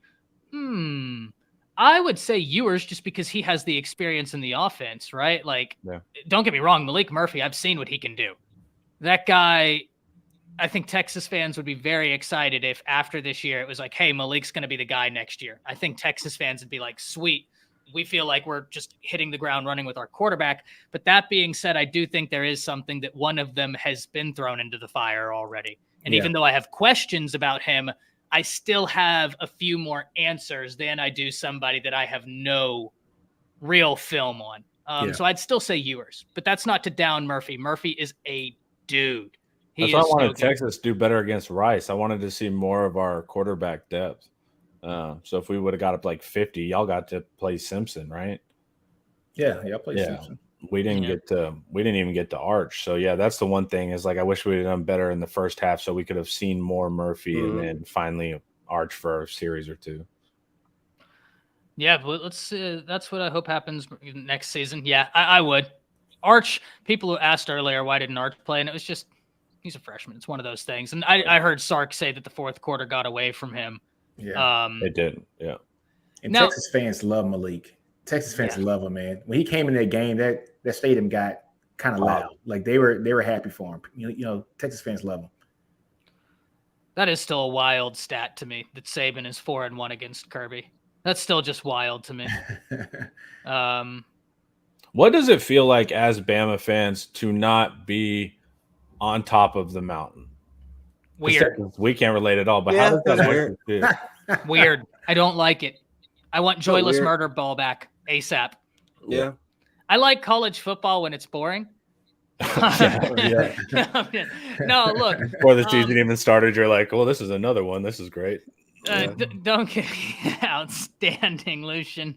Lucian, you've been on us tonight, but it is what it is, man. Look, it's one of those things where I like that there are more good teams in college football, but I still think that Bama is right there, right? Like, I don't ascribe to this notion that it's Georgia now. That's not to take anything away from Georgia, and that they're the only team that can win a national championship, right? I think there are more teams that can now win a national championship, but I don't ascribe to the notion that Bama is no longer in the group of teams that can win a national championship, right? Like, I just don't think that's the truth. Did he catch the ball or did the ball catch him? Are you referring to that Worthy catch? He's probably thinking the Murphy throwing 900. Yeah, Murphy was throwing 900 mile per hour fastballs, dude. And it was literally the receivers had no choice but to catch it. They got drilled into their chest before they. Oh God, yeah. It's crazy, man. If Murphy ends up going to the Pac-12, let's say he goes to like a Washington or he goes to like a Oregon State, he's gonna kill it. Yeah, he's gonna kill it. He's gonna. That's the tough part because he's a starter. He's gonna be a top 10 pick. Yeah, he's a. His arm is he has a cannon, dude. Now he needs to learn to actually put touch on it. Maybe you don't need to throw it 900 miles per hour, but at his top end velocity, he's insane. Savage. We've reached an accord. He's been on my head all night, and we've reached an accord. Yeah, they know. Your dog saw this message from Savage and was like, "Not another one." Savage says Saban will win one more, and then Homer's dogs were like, "No, please, God, no more." My dogs actually OU fans, believe it or not. Very weird, dude. Interesting. Well, in a locker room where very few have a ring, Bama is very. I actually think there is something to that because the Bama team became so used to winning that now you have a team that's actually hungry for winning, right? Like, and I'm so excited. Guys, as we're getting out of here, this comment has opened me up to wanting to just, guys, I gotta get Homer. I gotta hear from you. How much trouble is Clemson in? Because I'm a Dabo non-believer for years. I know you are. I know you are. That's why I ask. Yeah, I think he got some quarterbacks. I think Brent Venables helped him, but I think his ancient form of thinking is going to continually run the team. I think he's going to struggle modernizing. That's always been my take on Dabo. I'm a Dabo non-believer. I have a similar kind of philosophy on Ryan Day as well. That I just not for the same weird non-ability to adapt, but I'm just not a believer in either one of those coaches for whatever reason. See, the reason I did this, we've all found common ground again. We're back in the circle singing Kumbaya. Lucian says we can all agree. I'll let y'all read the rest. That says Dabo's the QB destroyer. Guys, you know how wild it is seeing DJU go to Oregon State and he's not the problem? And Cade Klubnik, who is a 5-star, who, by the way, had the lowest interception ratio of any quarterback in that class, rated 3-star or higher by 24/7 Sports. Mm-hmm. His interception ratio in high school was like he did not turn the ball over at all, through his junior year. I can't quite remember his senior year, but at a certain point, maybe it's not that 4 or 5-star quarterbacks aren't working. Maybe it's Dabo. I'm not going to put that next comment up there, Lucian. You know exactly I'm not going to put that next comment up there, but I saw it. Crazy. I saw it. And, Stop it. That's what I mean. I'm not putting it up there. We got to stay monetized around here. Oh, my God. Oh, man. That's great. Dabo's a used car salesman. In a weird way, he is. But, like, it's crazy because, like, he's Homer, let me know if this makes sense. He's simultaneously a used car salesman, but 100% transparent and authentic at the same time. Does that make sense? He's like a preacher that money launders. He's like got like this weird, That's it. Thank you. So it's just like a weird. He's got a weird vibe where it's like he does believe in God. He believes what he's saying, but also he can step outside of the lines whenever he needs to. But that's kind of his vibe he gives me. When he really said that we did make this program in NIL, but it was in the name, image, of likeness of Christ. I was like, oh boy, this would be a joke you would write, Dabo Sweeney. It really reminded me of the Righteous Gemstones. Like, I honest to God thought I was watching Danny McBride sponsor a show and be like, no, it's in the name of the Lord. Like, I was like, there's no way you just said that. Yeah. Oh God, Electric Grid is. I can't put that one up there. Well, yeah, I can. It can go up there. Yeah, you can put that one up there. Like when we were on top and winning the Natties. Yeah. Look, well, I don't think that. First off, I don't think after the 2020 season, I never thought. And Homer, you and I actually sat. Interesting story for all the 154 people in here. Homer used to live like a few blocks from me. Right. And we met up at a burger place right in our town and sat there and talked for hours about football. And one of the things we actually talked about when we were at the burger place was Dabo to Bama. And I was saying, like, I don't think that's in the cards anymore. And that was like 2021. Yeah. Yeah. So, like, Surfer, you're right. And it's not anything that he necessarily did. It's just that you hit the nail on the head, Homer. Bama is evolving. Right? Bama is at least trying to stay on the cutting edge of whatever change is happening. Dabo's fighting it. If you're Alabama, you cannot regress. You cannot regress after Saban. Yeah. You're not going to necessarily find another Nick Saban instantly, but you can find a head coach that can come in there, understand what needs to be done, understand they aren't Nick Saban, but continue a successful football program. Whether that's 6 national titles, I'm not saying that, but a level of success, it's not going to be Dabo. Lane Kiffin. Lane is just funny, bro. Did you see him troll a few years ago whenever he got fined by the SEC? No, what happened? Homer, we talked about this. I don't know if you remember it. He got fined by the SEC. And he said he'd pay it in pennies, but it was like a $10,000 fine or $100,000. And so, he said the pennies. Well, he tweets, and at first he's like, "Oh, well, I'll pay it in 10,000 pennies," and then he realized that $10,000 isn't going to be paid off with 10,000 pennies. And then he's like, "Oh no, I'll do it with," and he kept adding another 0 until he finally got it right. Like, it was like 4 quote tweets. He finally got it right, and that's when I was just like, "Oh my God, the SEC has needed Lane Kiffin for so long. He needs to stay in the SEC." Who is the Bama? Who knows? Is there anyone in the market though that you could even see it? Because I worry about a Ohio State situation where, like, Ryan Day takes over, he can hold it for like 3 or 4 years, but slowly over time it starts to fade. It seems like whenever coaches take over, Lincoln Riley was the only one that I saw like take the baton and stay consistent. Yeah, I'm still praying for D'Amico Ryans.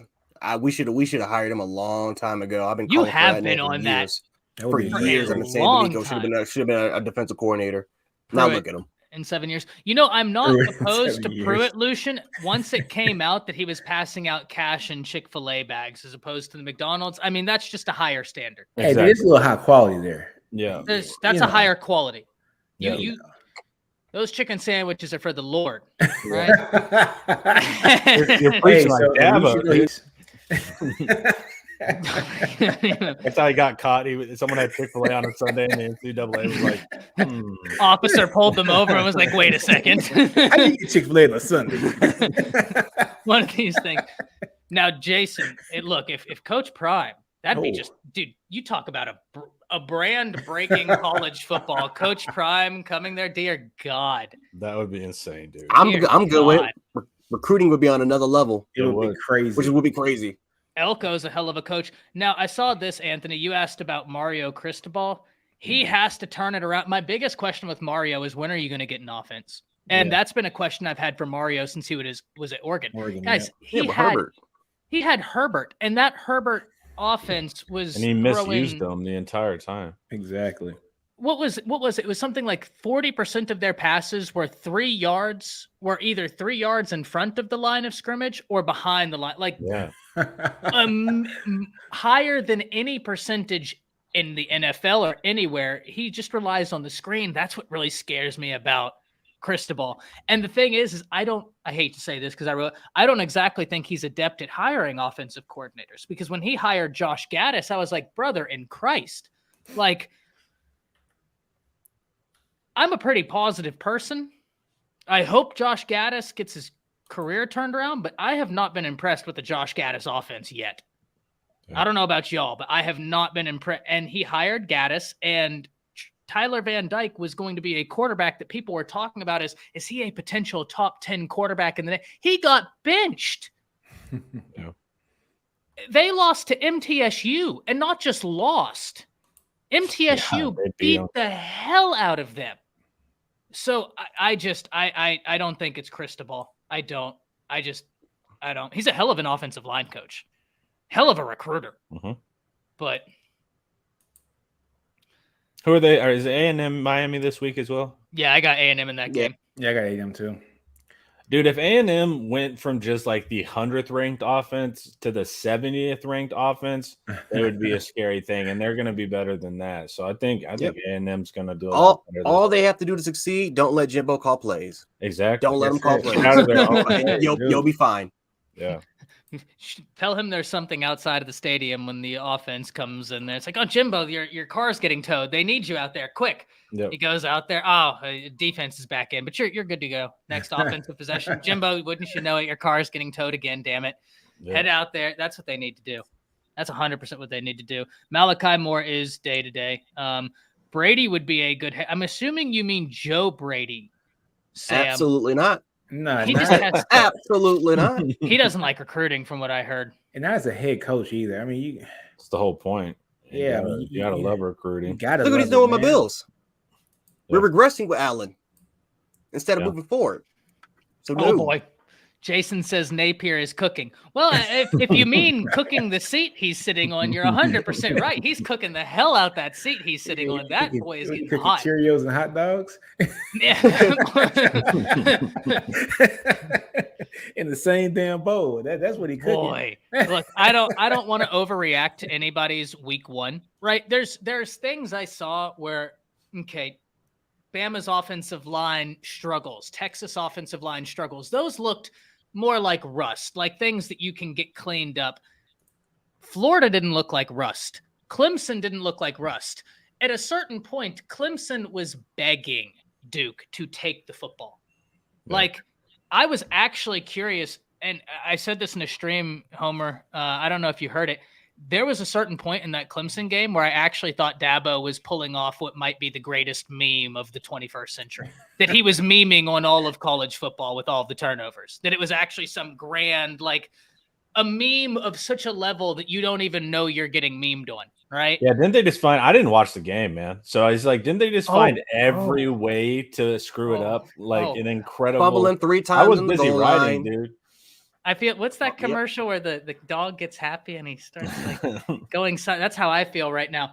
Every time. It was so bad that I tweeted, because Jance liked the tweet. He saw this happen in live time because it was right as I tweeted. I saw boom, the notification. And then as I quote, I said they'd fumbled it 2 times in a row driving down the field. And then on the 3rd time, I said, what's another turnover at this point if you're Clemson?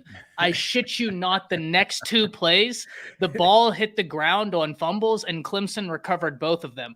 But I ended up tweeting not 30 seconds after, what's one more turnover? The meme or the gif of the dude from Key and Peele, and he's like, oh, so close. Yeah. Because it was impressive how bad that offense was. And the worst thing to me is, did y'all see Dabo say, oh, well, if we clean 1 or 2 things up, we'll be good? I'm like, boy, no. Florida State is going to blitz y'all. Like, when do they play Florida State? Later in the season. Later? Oh, that's they got to get past Notre Dame. They got to get past Notre Dame, and I don't like that. Yeah. Rookie defensive coordinator will be named. That's crazy. Ooh. And Duke, man. Oh, man.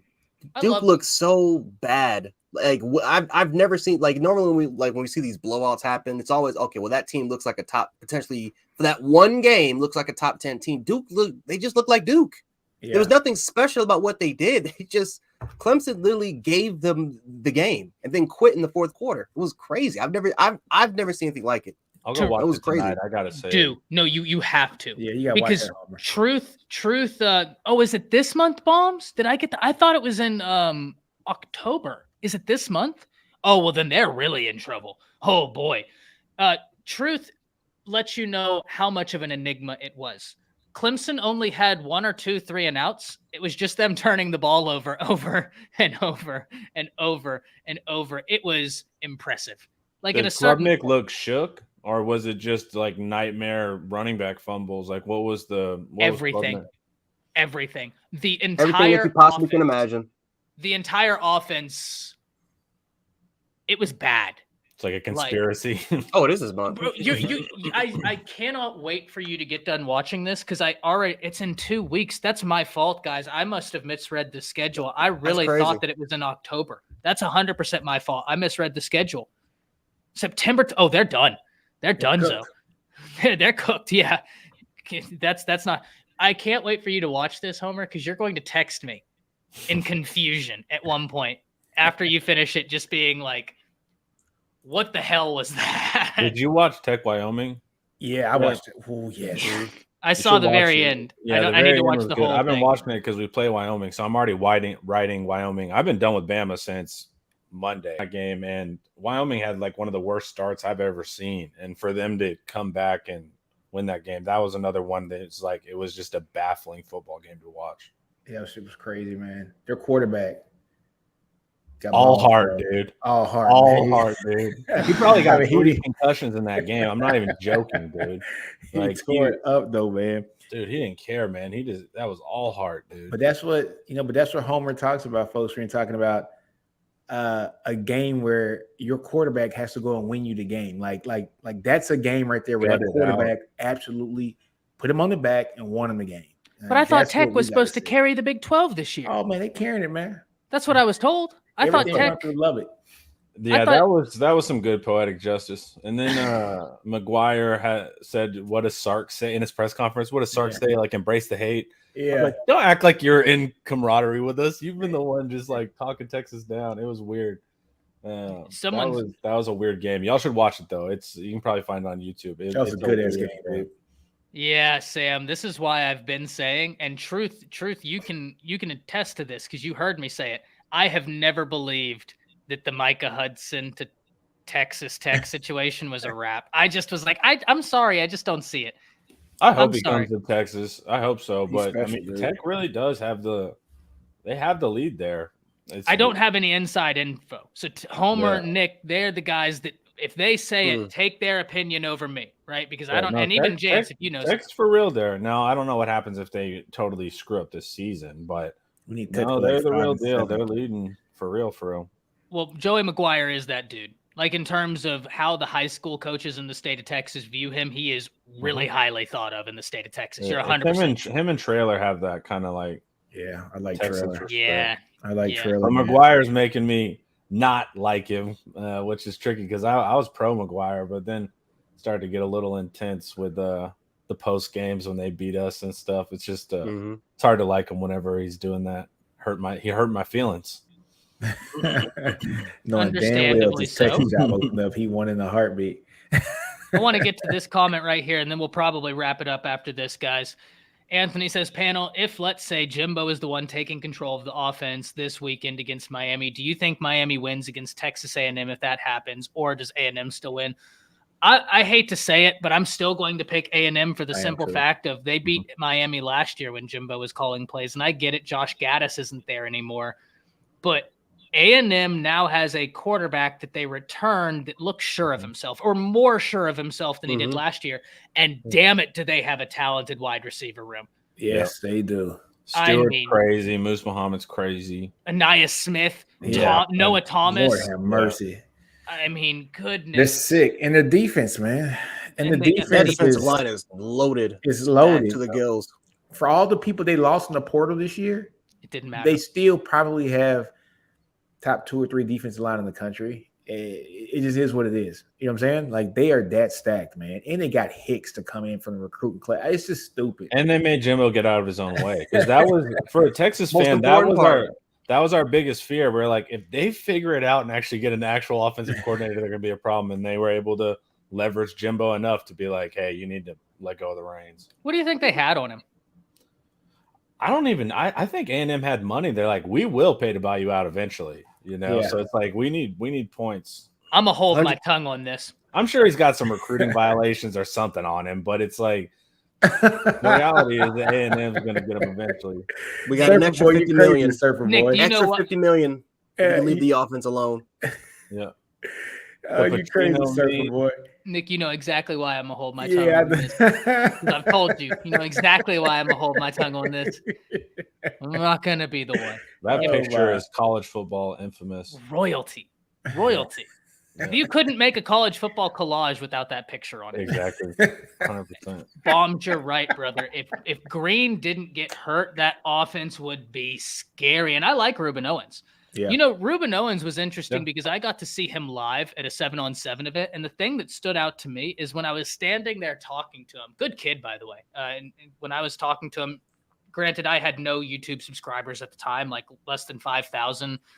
I don't work for any publication. And he sat there and talked to me just like I was Brandon Drum or Mike Roach, who were standing right next to me at this event. Got to talk to all those guys. They were great.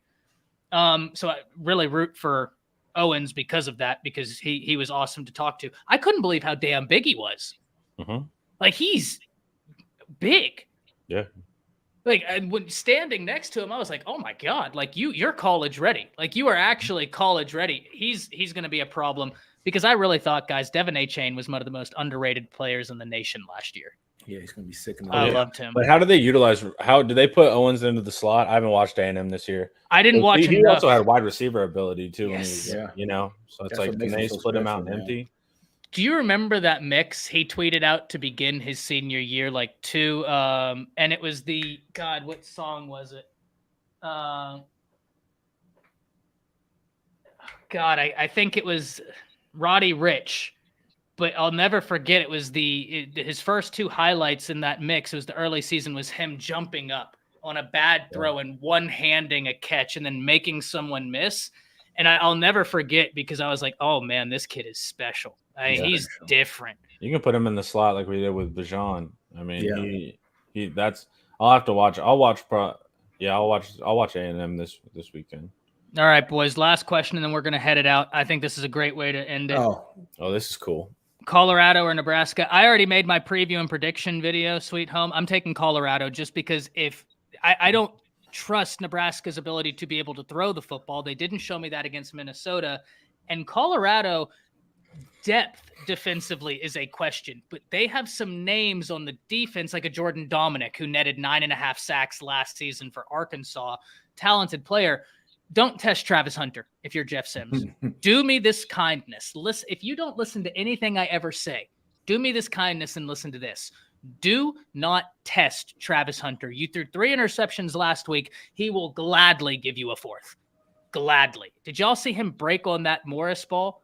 Yes. That was ridiculous. That was nuts. He just passed by the defender, and he was able. I mean, again, good job of the linebackers, because they stayed disciplined, and that made Travis go ahead and get the ball. They played home in their zone, and that made Travis break and get the interception. That was a good job by their defense, man. This is cool. Mean Green Show Sonoy in here, guys. Yeah, Mean Green Show.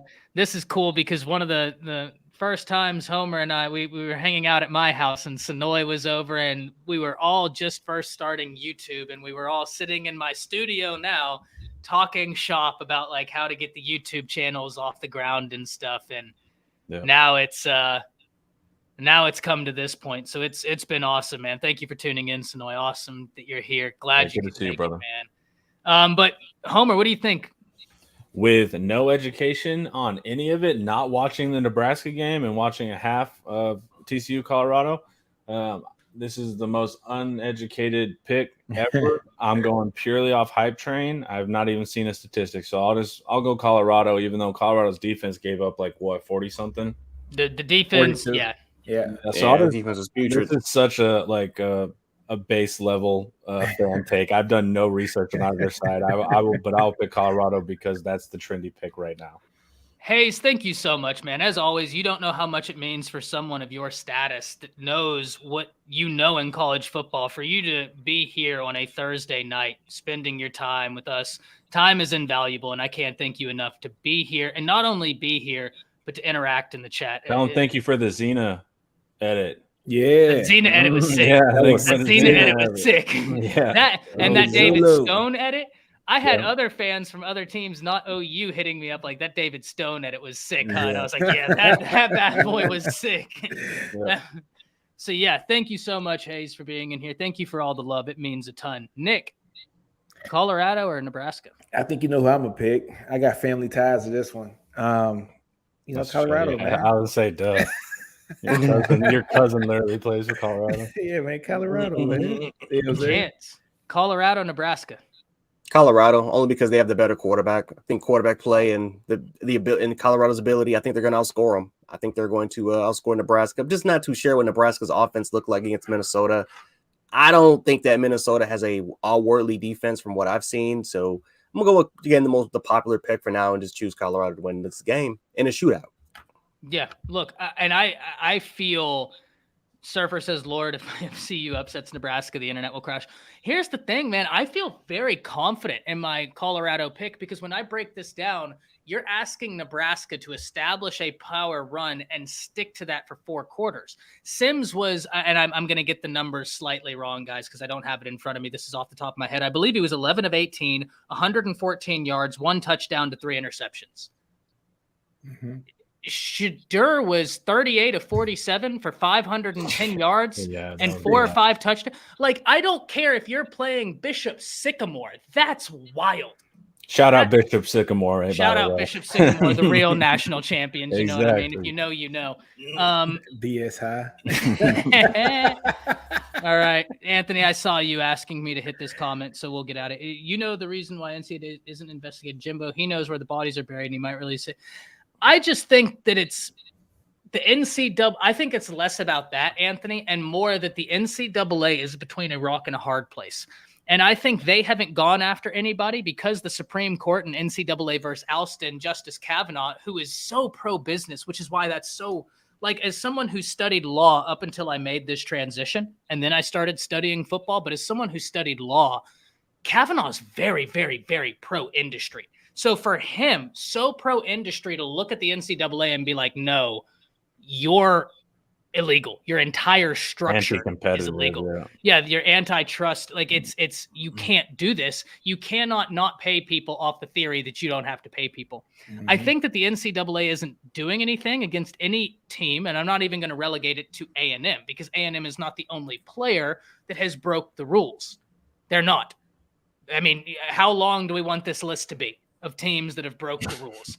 The reason, exactly. Yeah. The reason why they're not going after him is because I think the NCAA is worried that the second they do that, someone is going to open up a lawsuit against them and it will be all for nothing. Send it up the courts and then it's over. Kavanaugh begged. Guys, from a Supreme Court standpoint, I think it's important that people realize, and I've said this a bunch, they weren't there looking at the antitrust structure of the NCAA on that case. They were there looking at one specific thing. Kavanaugh peeled the curtain back and said, no, this entire thing is wrong. He is begging someone to open up serious antitrust litigation against the NCAA. And it's no coincidence that 9 days later, NIL is announced. Do we think that's a coincidence that 9 days after a Supreme Court justice says we will take you down, essentially, that they figured out how to do NIL? No, but guys, that's why I'm so mad about the Tez Walker situation with North Carolina. That is a damn injustice. Well, what was the reason? Why did they deny him? Oh.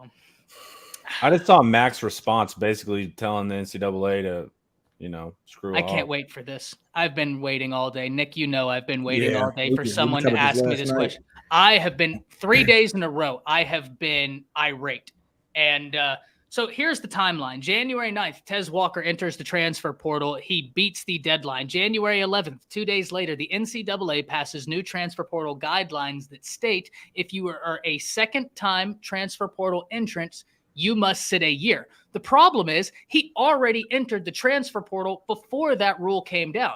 Now, the NCAA's reason, Homer, drives me up a damn wall. They said, oh, well, yeah, we announced it January 11th publicly, but we decided on that rule 3 or 4 months ago in a closed room meeting. We just didn't tell anybody. So they had everybody in college football operating under assumptions that were not clear. There were no bright lines. Here's where I get even more pissed off, because what was bad is about to go to a hell of a lot worse. Why did he transfer the first time? An important question. It's because COVID took his season away. His team wasn't going to be playing. He had no option. If he wanted to play college football, he had to find a new team. So he did. Why did he transfer the second time? Well, he was at Kent State. That entire Kent State coaching staff is now at Colorado. How the hell can a coach sign an agreement, a financially binding agreement, and they're not held to any standard? But this kid whose entire coaching staff is now gone, and he's like, okay, well, I need to hit the portal. He can't go? It makes no sense. The Kent State coaching staff even wrote to the NCAA signing off on his transfer. The former coaches there said, no, please let him play. They're not letting him play because apparently they're not going to grandfather him in. And they said his mental health claim wasn't valid pretty much. It shouldn't have even came to that. Yeah. His entire sense, man. His entire coaching staff left. How in the hell can the adults in the situation, the guys set the example, how can they get up and leave? But then they're the ones telling these kids, you need to be bought in. You need to be all about us. But at the drop of the hat, they'll leave. And I'm not mad at Sean Lewis for leaving. Don't get me twisted here. College football is a business. If you have an opportunity that's better for your family, it is your job to provide for your family, to look out for your family. And if that opportunity is better, it is not my place to tell Sean Lewis what opportunities are best for him. He is now a Power 5 offensive coordinator and getting more attention than he ever got at Kent State. That's the reality of the situation. But why are the kids punished? I don't get that, man. And it really pisses me off. Like this whole thing really pisses me off. The fact that he can't play.